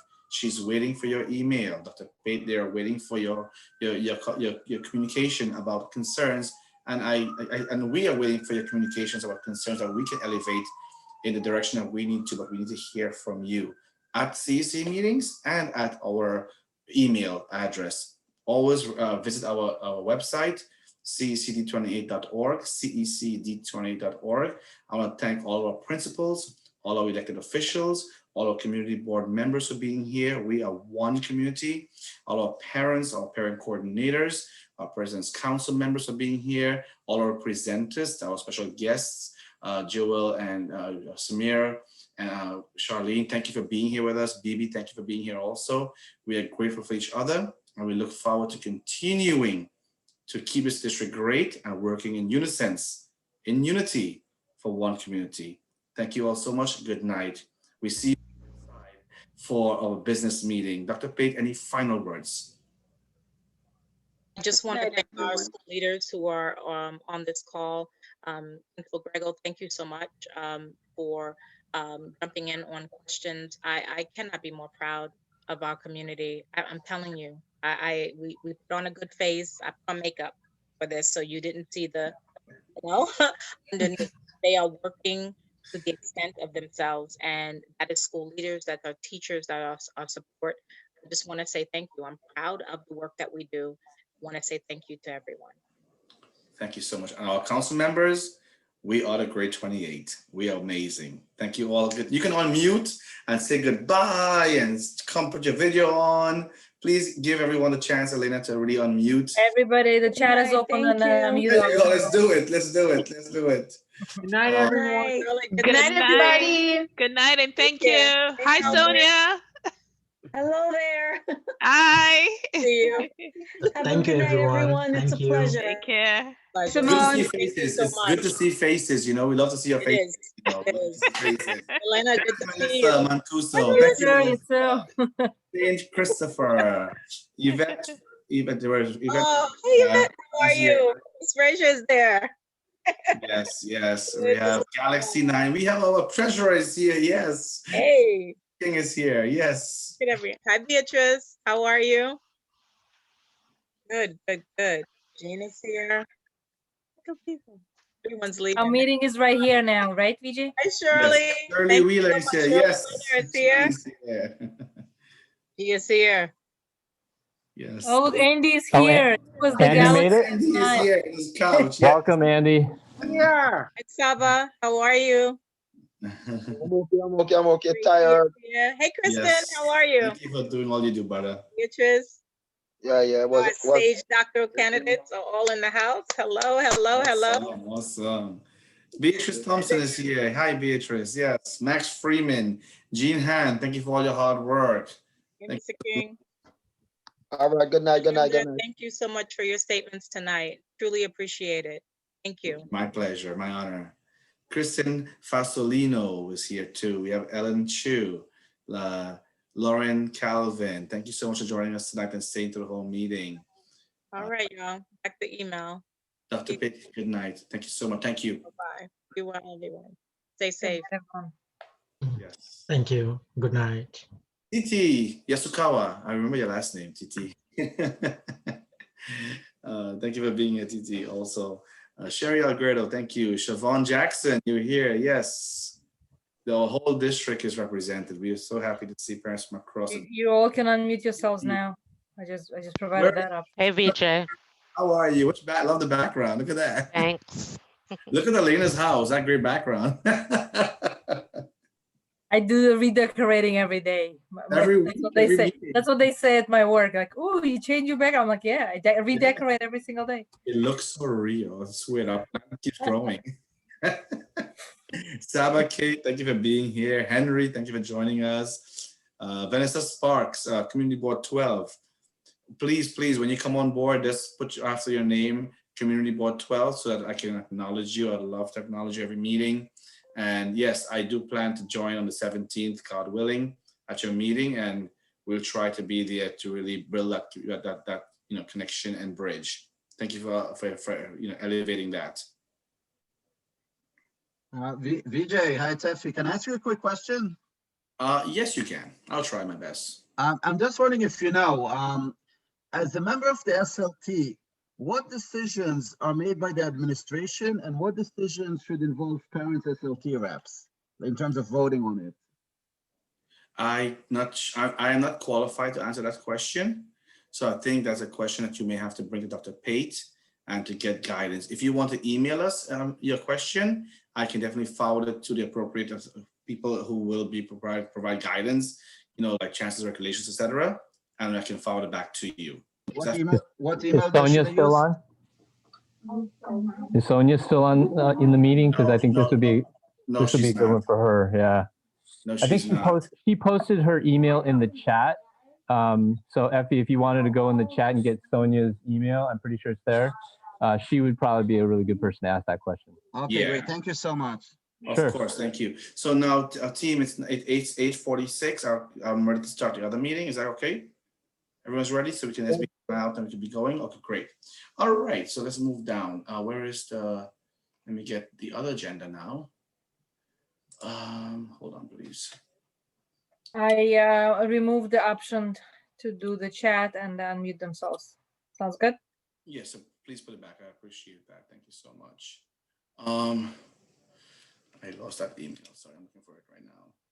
So this part of the meeting, everyone, is for the board only. So you're welcome to observe, but you're not allowed to participate.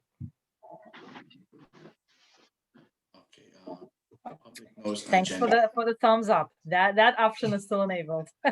Jean. All right, so I'm just looking for. I love it.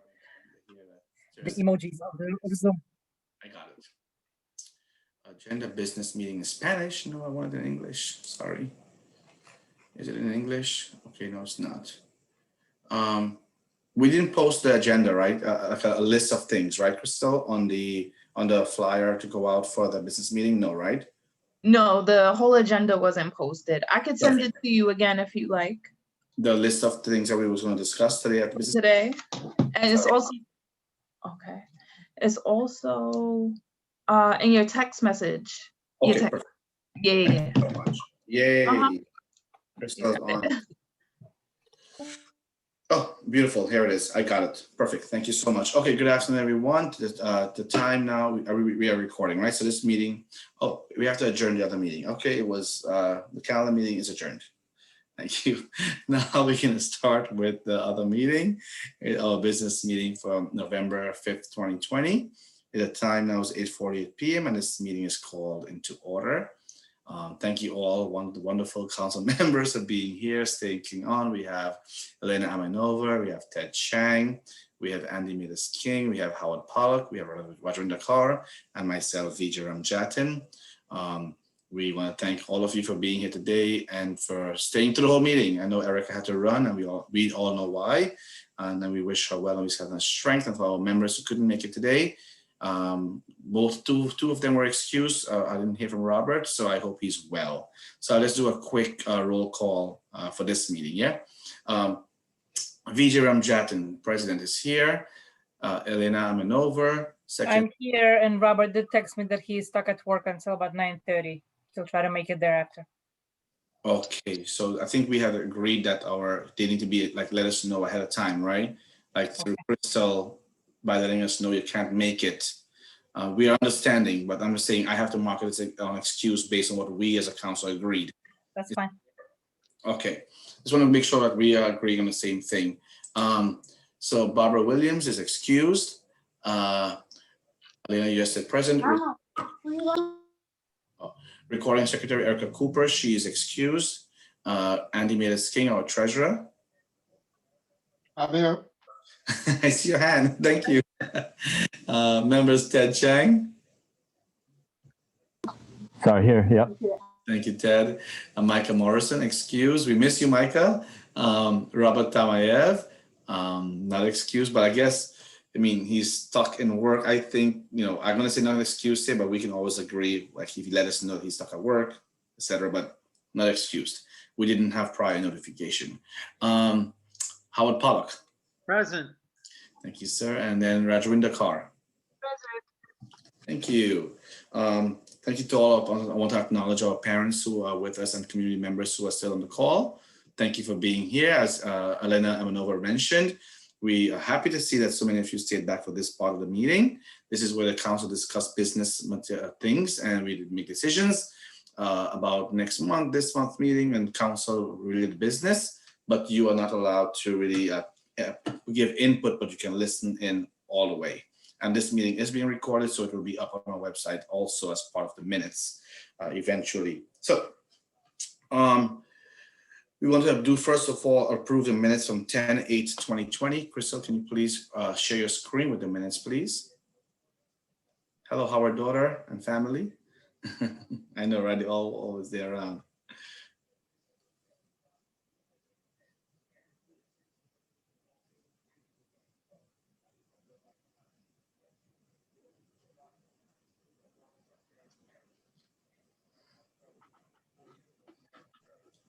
Okay, there it is, perfect. So if everyone was emailed the minutes for 10/8/2020, does anyone have any concerns, questions, or comments, or disagreement with anything that's listed there?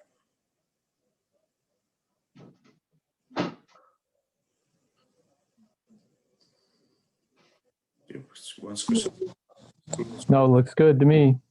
Okay, once she scrolls down, then we can just go ahead and make a motion to approve.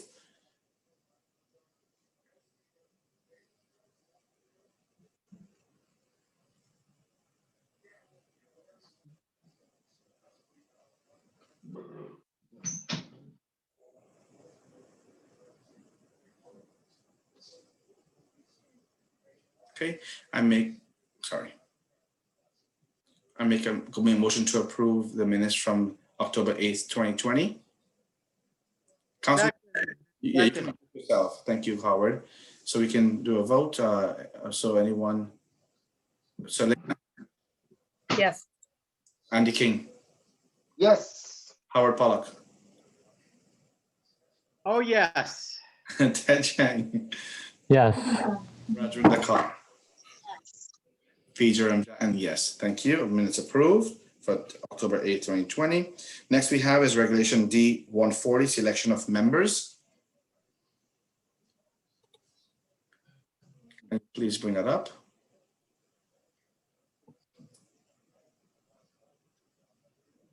Thank you, Crystal, for being so adaptive to the multiple screens.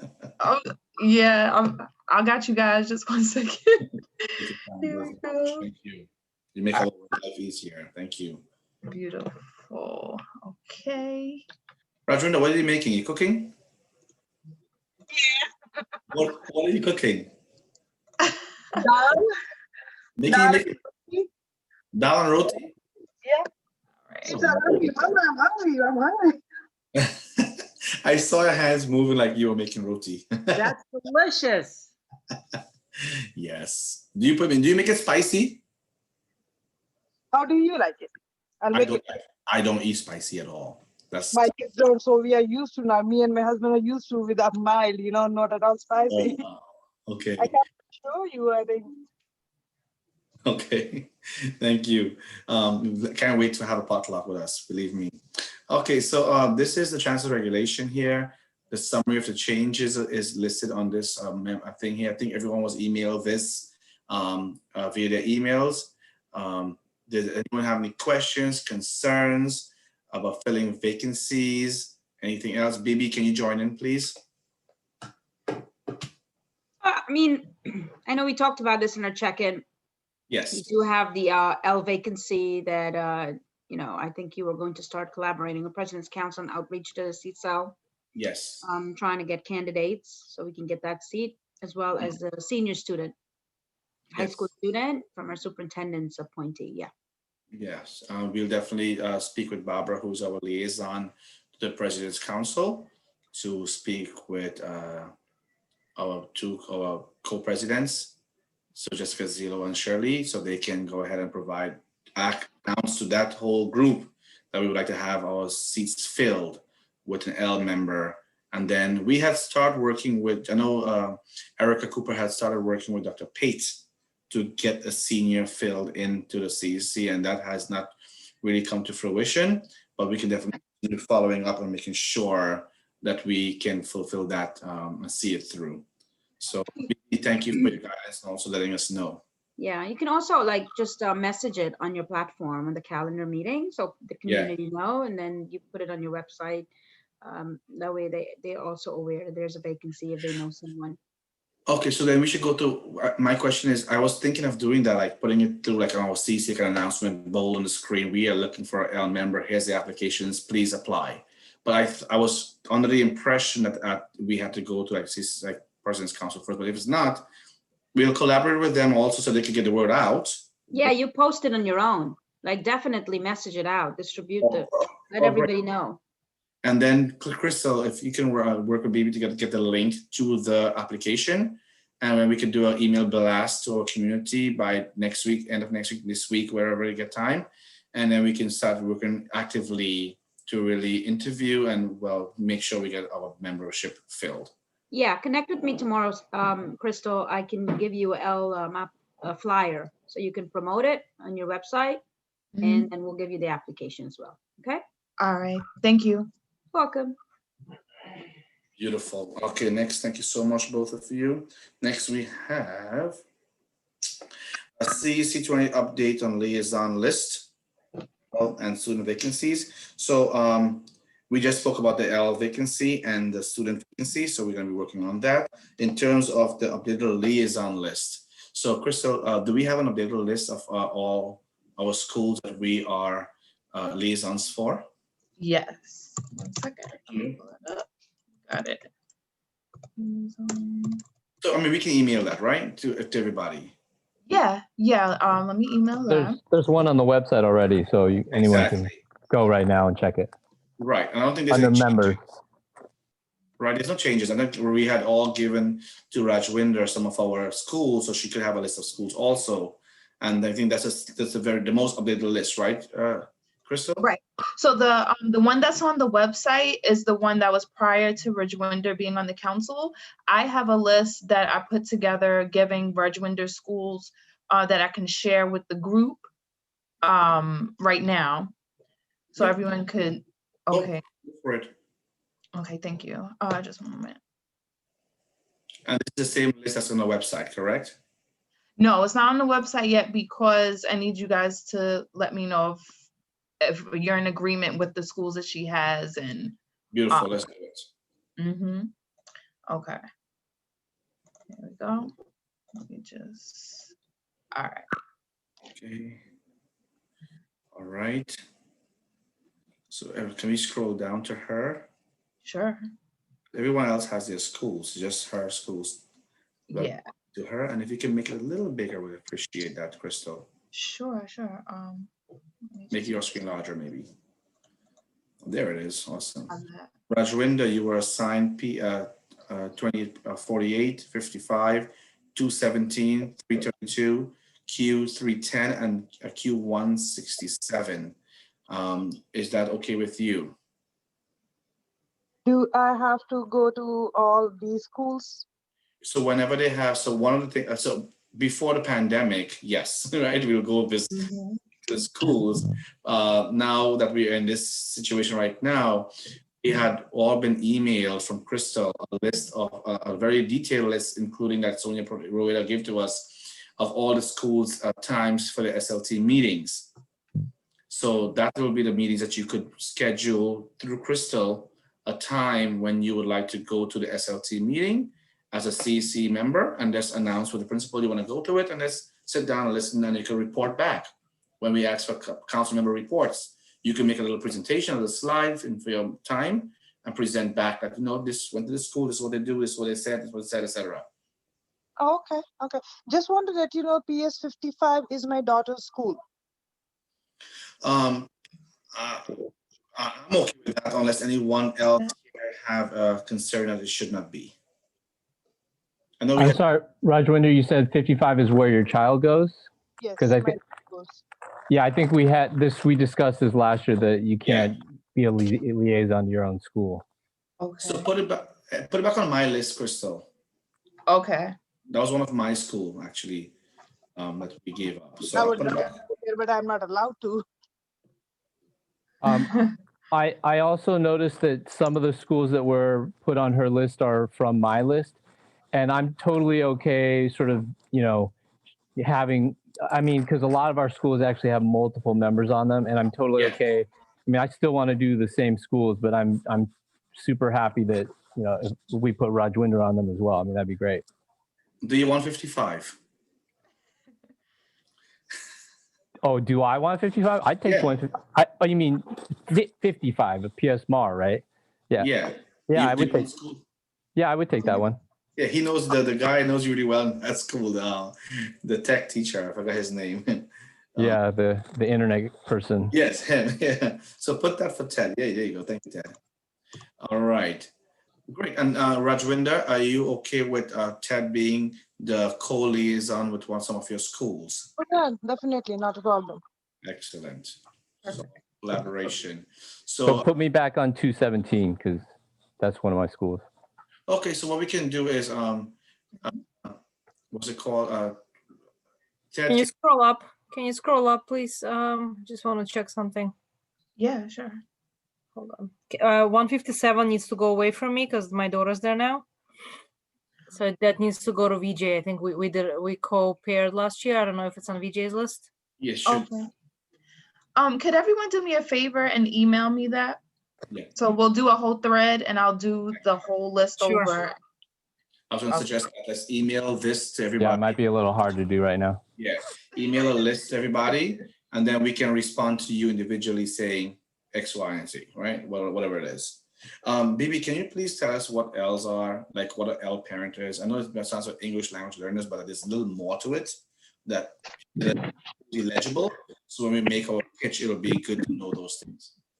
Yeah, so parents are eligible to apply for the L seat, which is the English language learner seat. If the parent has a child who is enrolled in English as a Thank you. next language and receive that service, right? So we have parents who English is not their first language, and With so your they are tap, Patty. enrolled in the class. I think someone has an open mic. And so we have parents who have their children enroll in English in the next language, meaning maybe Arabic, Punjabi, Spanish, French, could be any one of those, could be their first language. So that would be the qualification for the seat. Great. And what we'll do is when we make our post, BB, I'm sure you'll collaborate with us, Crystal, to make sure we have those qualifications there. Yeah. And then I guess once everyone applies, we can definitely, go through the list and we'll. Yeah, I'll give you a flyer and then you can tweak it, however you feel fit to suit the council. Thank you so much. All right. Our next topic we have is a resolution to allow more opportunities for parents to opt into blended learning. I fully support Community Board's 6's resolution that they wrote, and what we can do, since that's public information, adapt the same one, have it written, written back into our letterhead, and vote on that. Or we can agree here tonight to do a letter instead. If you feel like strongly we should do a letter instead. And I will strongly suggest that the Back to School Committee be the ones that will take that on to do so, unless we feel otherwise. Others, what do you think?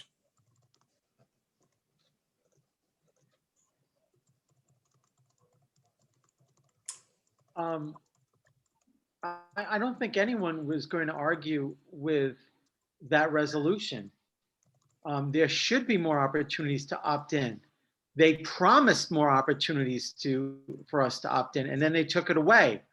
I'd like to do the most efficient way of, unless anyone has objection, why can't we use the CEC6 language and put our name on it and then send it in too?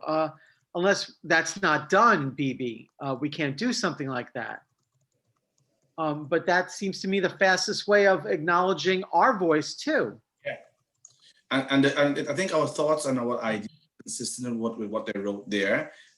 For me, it is, and also I feel like I think a resolution is the way to go, in my opinion. Like to really pass a resolution, insisting and really promoting that. Bibi, you want to answer what Howard asked? Yeah, this is in reference to the resolution to add a holiday on the calendar, correct? No, this is the resolution to give parents more chances to opt in to blended learning. Oh, okay. So you want to have a resolution to state your stance? So Community Board passed one already. Okay. So first question was, go ahead, Howard. My question was, is it done? Is it permissible that we can plagiarize what that public entity wrote and put our name on it as well and send it off to the chancellor? So I would say this: if Community Board has adopted something and they are pushing forward with it, you have a couple of choices. One, you can write a letter, or you can adopt your own resolution to state your stance on the position you're taking on this particular topic, right? But for the CEC you are talking about, do you put your names or CEC on that letter that they've already adopted? How do you, I will have to check on that or follow up, because I haven't seen CEC do that before. I've seen them write a letter on their own, or they have taken a position by adopting a resolution of their own to say, this is our position, whether it's an agreement or not. Or we could we could refer to their resolution in a short resolution that we write. Of your own, yeah. The only thing that I would just say is that, I guess I haven't seen the specific language in the resolution, and I support the general idea. But I guess I also want to give voice to the idea that, the original reason why the DOE was not wanting to do so many changes is because of the planning and implementation difficulties that has created. I mean, in the first week of school, we had kids that were switching classrooms like multiple times in some cases. And the more shift changes we do, the more that's going to happen. And so although I support the idea of having another time for parents to choose, I also would like to give voice to the idea that, you know, there are planning difficulties that creates, and it needs to be a balance. So I don't know, and I'm happy to sort of contribute some language if we need. Yeah, I think the superintendent expressed that this evening, right? Because it creates a real nightmare for them to program in the models when they don't really have numbers, and students are just opting in and out. And every time they program and they have staffing that going to give a number to be in-person learning, it changes and they have to move staffing for remote learning. And so it's the back and forth. And I think that's what happened before. Go ahead. I'm going to mute. Yeah, my question again is again, that's all well and fine if that's the decision they want to make, but they should be consulting parents, community education councils. They should be consulting the parent leaders.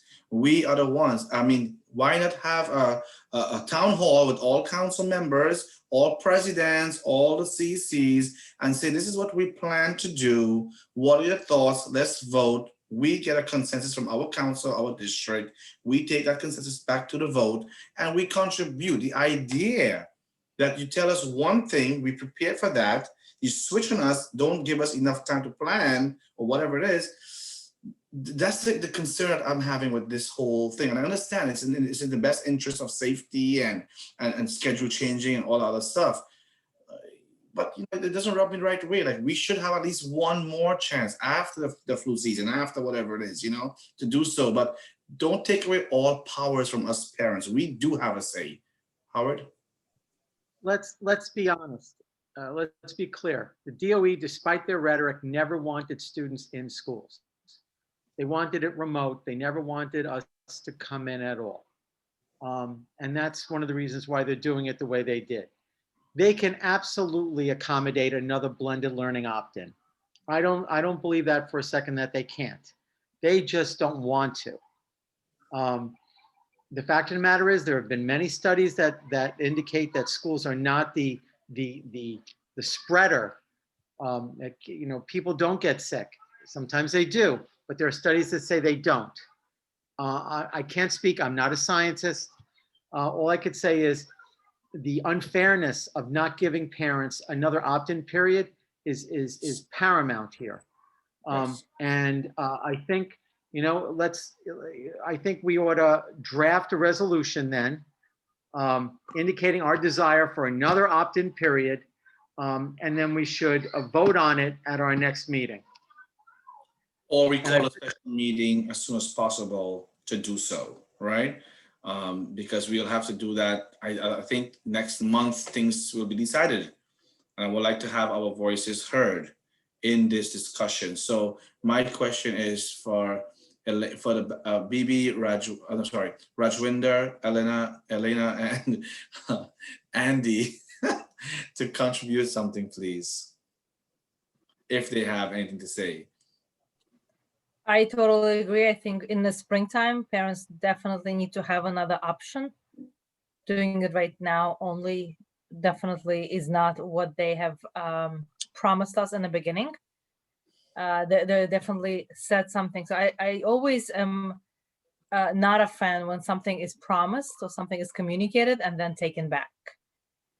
And that's what's happening now. And so that loses confidence, right, from the parents' end towards the DOE. So they need to bring it back, and they need to do it carefully so that the parents further don't get frustrated and upset. And didn't they do the survey thing before school started, asking us? There were several surveys, yes. Right. So why would you ask us for a survey, our preference again?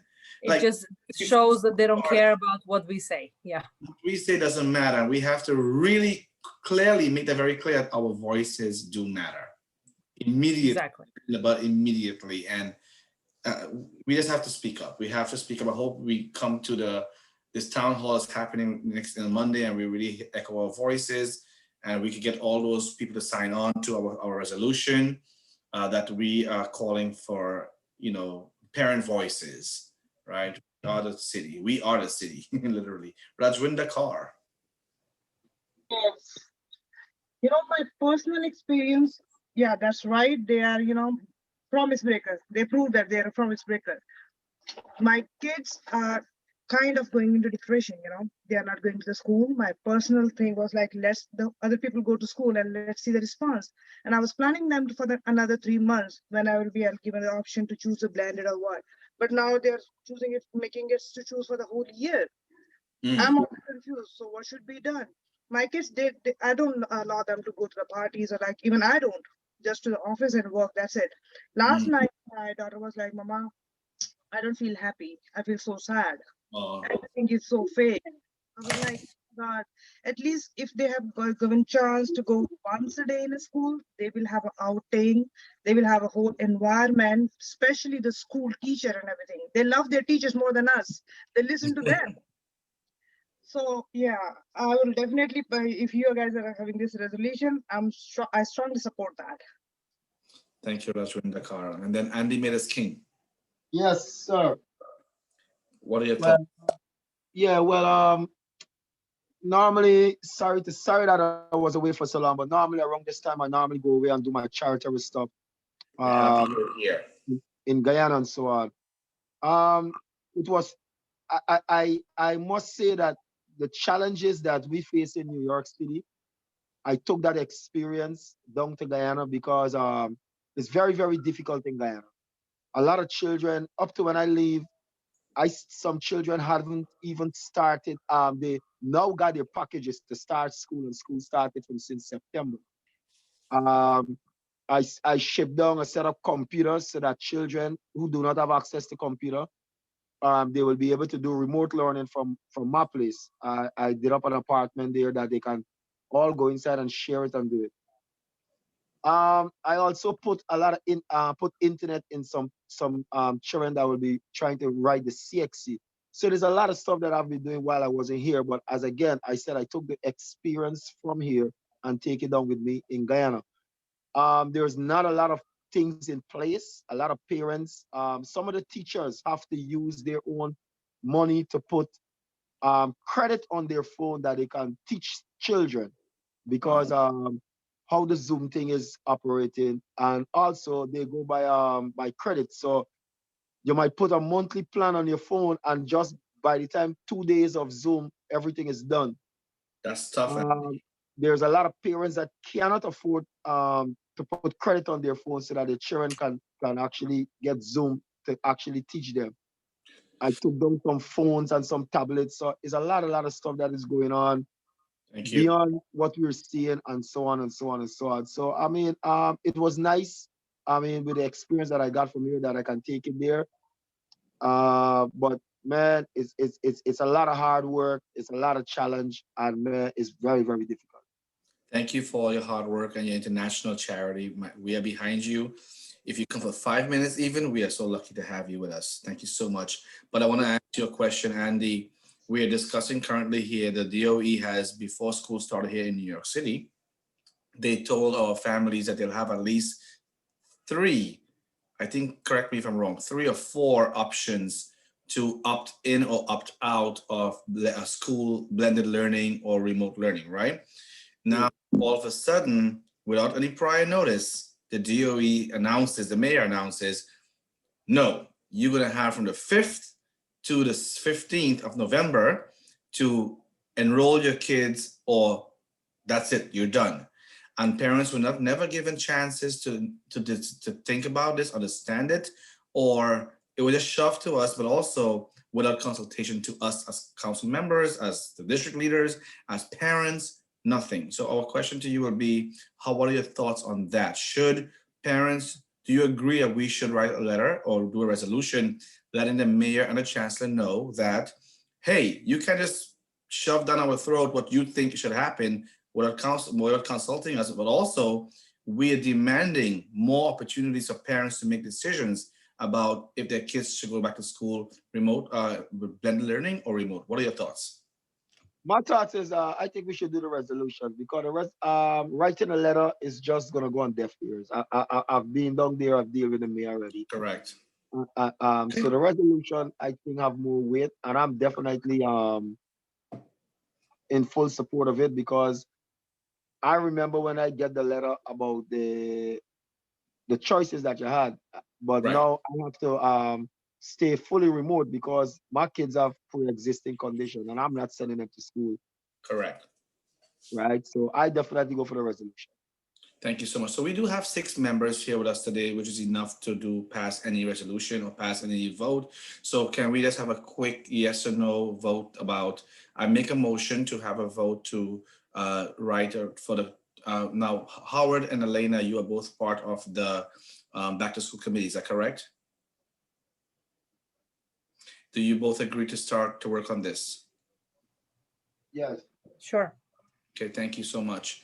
All right, so I make a motion that the back to school committee will work on a resolution to have to be voted by the CEC on a special meeting before our next meeting to encourage and to ask and not to ask, to tell the chancellor and our mayor that we demand more opportunities for our children to be have opportunities to go back to blended learning. Anyone second that? I second. Third, okay. So let's vote on that now. So Aye. all in favor? Aye. Aye. Thank you. Aye. Aye. Aye. Okay. Thank you. Point of order. Yes. Can Elena and I get a copy of the resolution passed by Community Board 6 so we can use that as a template? Yes, it was emailed already to the whole council. I remember it went out, but I also have, I'll look for it and Crystal will have it out to you guys in your email boxes and we can have it too. And also I wrote a resolution, so I'm able to help you guys if you need guidance, as I am also a default member of your committee. So here to help out to make sure it happens. Would it be possible, today is Thursday, by Monday to email to the CEC a draft of your resolution? Tuesday, Wednesday next week. Wednesday's double. It's election. It's a Veterans Day, by the way. Thursday of next week, 1 week is fine. Thursday of next week? Yeah, that's fine. Thursday's good. Okay, by Thursday, a draft will be emailed out to our council members so we can give comments, feedback, etc., etc. And by the following Monday, we should have, if you could plan a call, that might be Thanksgiving weekend, but let's plan something. Please don't put the 17th because I have to go to that meeting on Community Board 12. Yeah, let's talk more. Yes, awesome. Yeah, we should all go to their community board and put them on the spot and say, come to our CEC and why don't you join us? No, they're awesome. They're a wonderful team of people. And I think we have to make a more concerted effort to really attend all the community board meetings in our district that covers in this district. And I know Sherry Algredo also, I went to their CEC meeting before, and I spoke when they had their meetings. So all of you are welcome to join and go to that meeting and we learn more, right? We understand the demographics of our community. So please, I am appealing to my fellow council members. Let's all go and show our love and support our council community board members. That'll be awesome. We can lead and we can do that part. Yeah, great. So motion passed. Thank you. All right, next one we have on the list is the Diwali resolution. So let me get it up over here. Hold on a second. And there it is. So let's see here. 1 second, please. Crystal, can you please have it ready? I can make a motion to accept it. I think we've seen it all. So I would like to put it up on the screen, please. I have introduced a resolution to Council CEC District 28 for us as a Community Education Council of New York City to adopt this resolution to make Diwali a public school holiday for District 28 and ultimately for the city of New York. As I've mentioned before, every other religion, major religion in the city has a holiday on the calendar. And when we talk about equality, equity for all, we mean everyone in the city. And it's not fair to celebrants of Diwali, Hindus, Jains, Buddhists, Sikhs, that their children are punished and penalized for taking a day off to celebrate their religious observance. As I mentioned to many of you before, you saw the resolution, Diwali is a 5-day celebration. We are asking for 1 day. 1 day of the main day. This year, Diwali will be celebrated on November 14th. And if we pass this resolution here tonight, as a council, it will be historic because it'll be the first time a community education council passed a resolution. And I think we have always been the leaders in terms of setting trends in the city, CEC28. So I intend, if this is passed here, to also entice and encourage other councils to adopt similar motions. As you may know, my work in the past, I have gone to the city council to adopt, to petition and to ask the council to adopt this resolution, a resolution to pass to make Diwali a holiday. It has not gone for a full vote on the city council level, but now the mayor knows the Hindu community's request. He promised the Hindu community to make this a holiday when he was running for election. He did not fulfill his request. And more importantly, our chancellor, he pushes and he talks about equity and excellence for all. Our children who celebrate Hindu Diwali should have a chance to be treated fairly, equally, and to also excel while celebrating their religious holidays. We are in New York City, the greatest city in the world, in my opinion, and the most diverse city. So I'm asking fellow council members to look at this resolution, ask me any questions before we vote, and let's make this happen. I'll take any questions at this time. I have a question. I hear this year the holiday falls on a Saturday. What happens in those cases?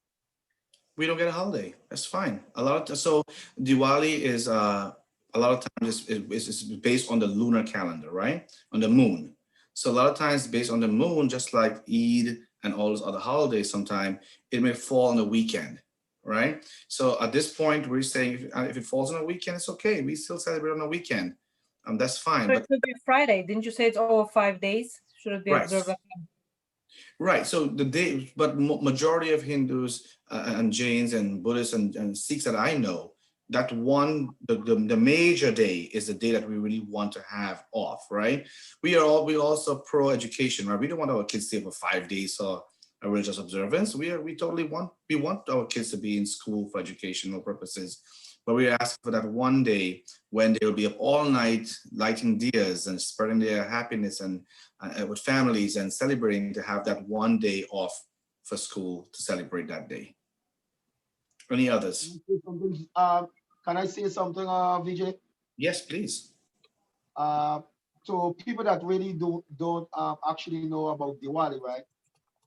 It's just like Christmas. It's a celebration of lights, right? It's like everybody celebrates Christmas, like how people celebrate Hanukkah. I mean, Diwali is basically similar.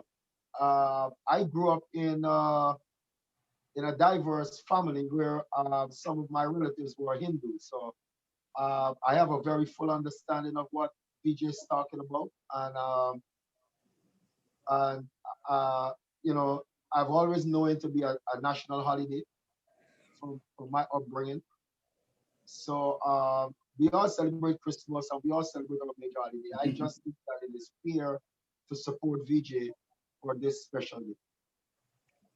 Thank you, Andy. Does anyone have any questions?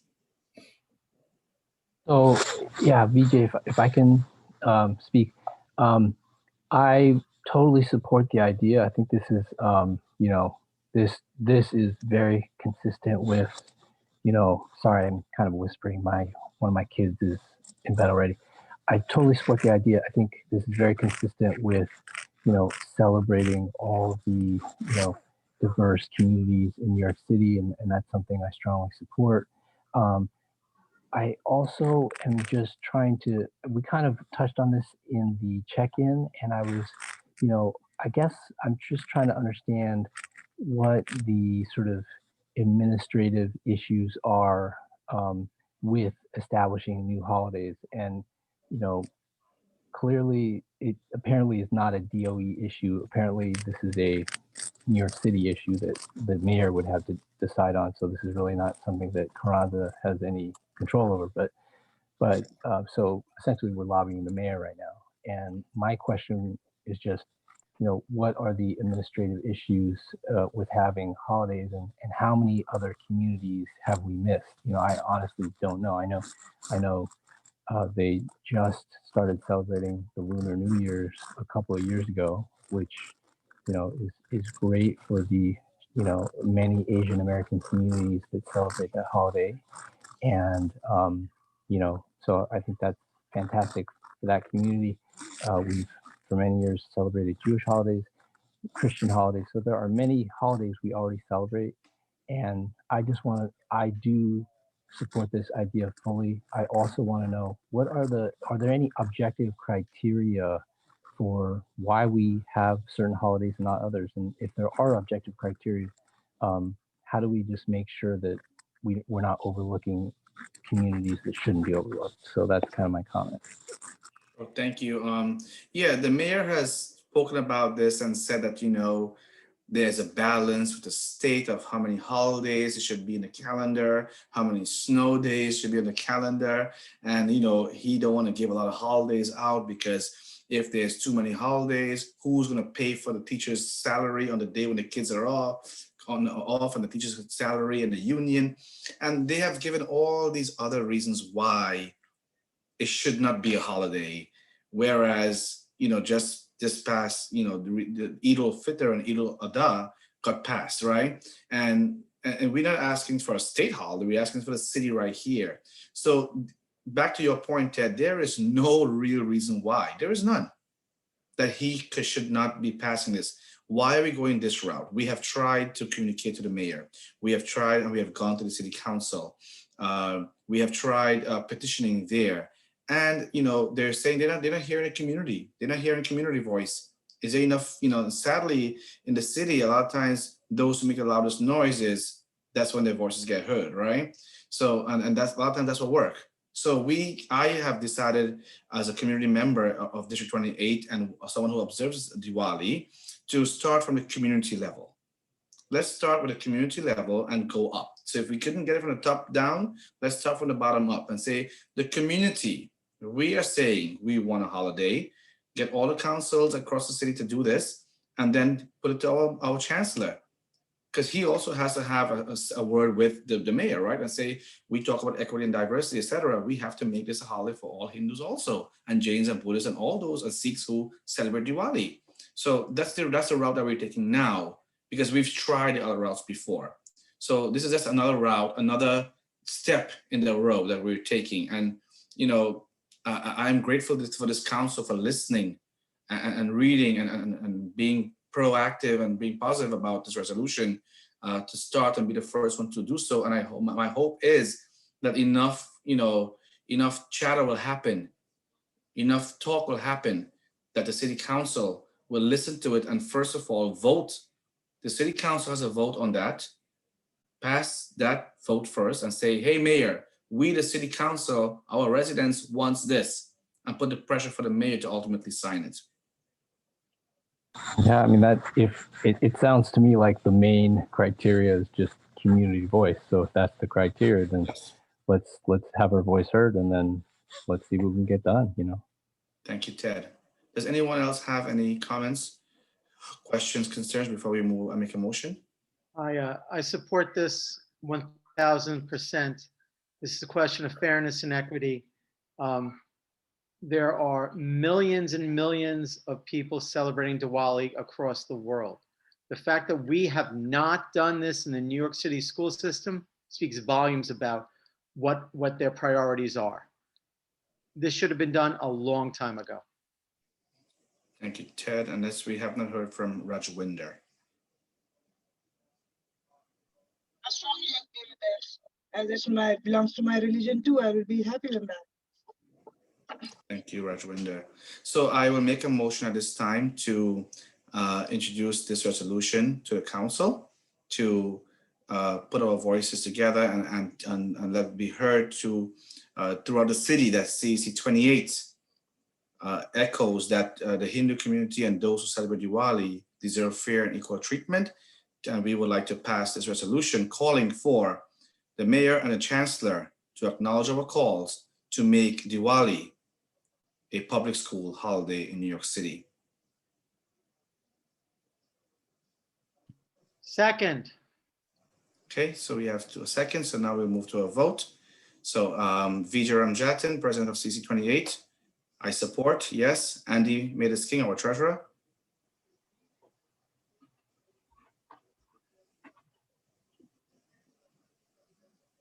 Do you think that's the way you want to move on? Yeah, I'll come back to Andy. Elena Amenova, our Yes. vice president. Thank you. Howard Pollock. Yes. Ted Chang. Yes. Rajwinder Kaur. Sorry, Rajwinder, I didn't hear you. Yes. Andy Mavis King.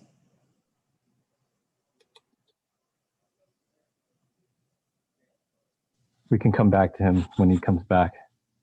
Okay. We just needs to have him vote before we could move it forward to get the 6 votes. Can someone just give him a quicker ring so we can move this next? Maybe he says step away briefly.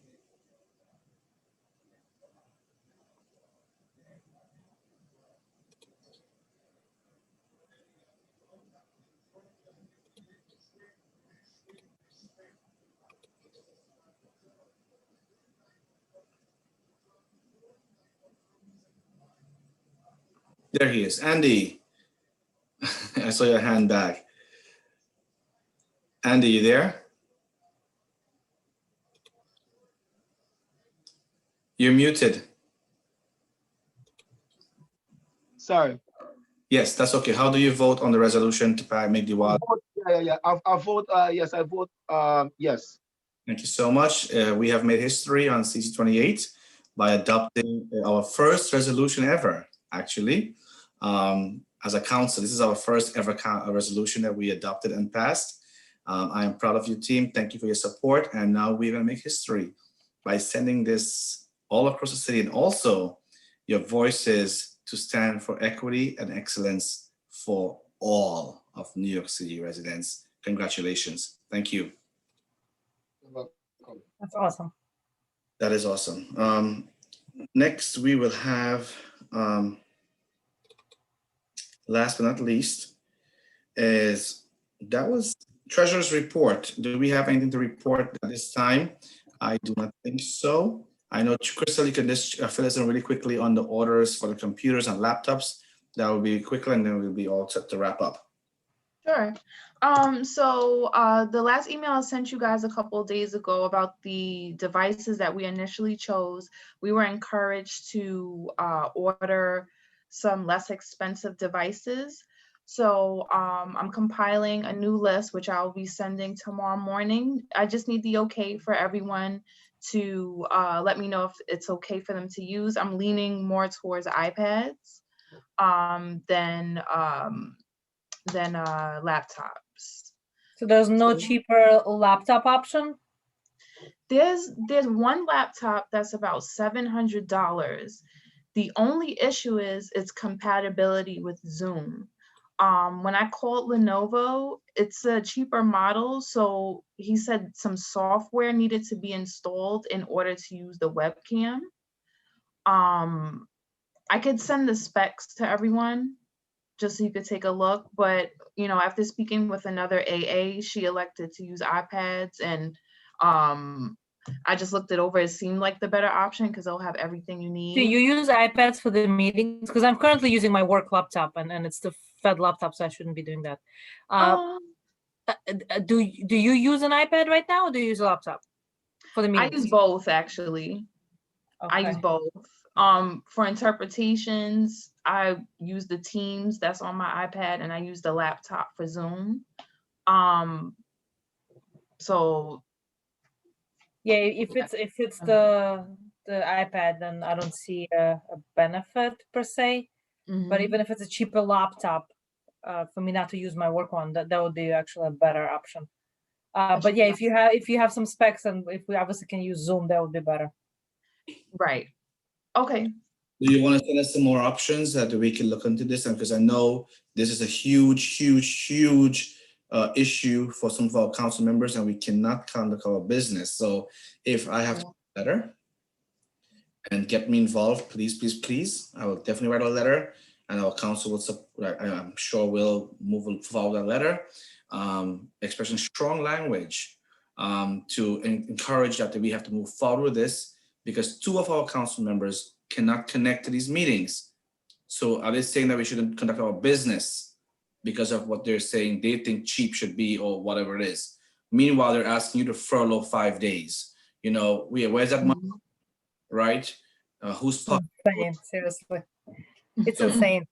it's strong language, Right. you know, peacefully but strongly. Okay, great. I'm done. And all right. He started. They always got to go back and forth. You know what? That was money allotted to our CEC, and we could have used it. So why are they giving us back and forth? And we have went through all the time and effort and work to do so. We have also left aside money from our CEC Council's account to give to other organizations and to other schools for supplies, et cetera, et cetera. Why are they furloughing you? Sidebar, I did let them know, you know, these devices is not just solely for you guys to use now. They would be passed down from council to council also. Again, someone listening, they need to show that they're working in their office by just replying to an email to make you work more. But you're not here because you're going to be furloughed for 5 days. So how are you going to do that work, right? Involved. Let's talk, Crystal. Let's put out the pressure on from the grade 28. Bibi, anything to add before we wrap up? No, I was just going to say, I see your ongoing conversations with Dragamira regarding devices. Back and forth. Yeah, I see that. But the pushback, what you're getting the pushback is the cost per device and saying that it's exceeding the cost, even though you have the money in your budget. That's what it costs. That's what the cost is.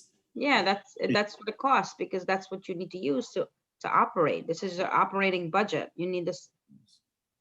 And I'll respond to her and CC, you know, the deputy chancellor, who's her boss, and everybody else, because she should give us very clear directions in the very beginning. She could have said, this is your range, this is what you should choose, here is the budget, all of this other thing. We did all this work, you spent all your time doing this stuff here. Now she comes back because she had a bad day and said, oh, it's too expensive. No, it doesn't work. But it's not really up to her. Can you get it FAMIS approved? Let's just connect tomorrow. Let's set up a time. Crystal, look at the calendar. Maybe we'll loop Dragamira in, we'll talk, and then we'll walk through FAMIS. Yeah, I'll be happy to join the call, but if I have to, I will. Let's see how we can resolve it before it escalates. There too. Thank you. Thank you. Any old business? You can't use the federal computer. You can't use the federal government computer for Zoom. Right, I'm gonna get in trouble. That's what I'm saying. These computers can be tagged and DOE certified and with software, all that stuff. What do they think we're gonna do with it? We're gonna sell it? No. Stop judging us. Stop having opinions that doesn't make no sense, please. BB, when we got Zoom bombed, I was on my Fed computer and I freaked out. I had to call ethics office. I had to call my management to notify them that I was using my Fed computer for a CEC meeting. And I'm still using it. But I know that was scary because you don't know what they hacked into. You see all these right, and I had to numbers. inform them so that don't like come and you know, attack the data that I have here. So it's all right, scary. I'll make some time on my calendar tomorrow, preferably in the morning. Let's take care of that. And I'm using the New York State Psychiatric Institute computer to do my CEC work to here. That's a problem. It's a problem. You know, we can't do that. I'm sure Ted and everybody else is having issues too. So let's move forward with this. We get it done. Si se puede. Old business. Anything old? That's an old business right there, the computers. So please put that on our thing. We just discussed it. Any new business? Anyone? Okay, so at this time, I want to thank all of you again for staying on. We did great. It was since 9:42. We did amazing tonight. I'm going to be with my kids and finish their homework. So I'll eat this food that I have sitting here. Thank you all. Get some rest. I wish you all well, and we'll be talking on via email and our group about other things that we have to talk about. Wonderful. Meeting is now 9:42 p.m. It's adjourned. To all of our wonderful community leaders who are with us, parents and members who stayed on to this call, we acknowledge you. We see you. We're happy that you're here on with us here. Thank you for all your support and your motivation. We'll continue to be partners in our children's education. And please keep us in check, right? Email us, let us know what's happening. You elected us, right? Let's do this together. Good night, everybody. I thought you had Uber delivering from Good night, our all.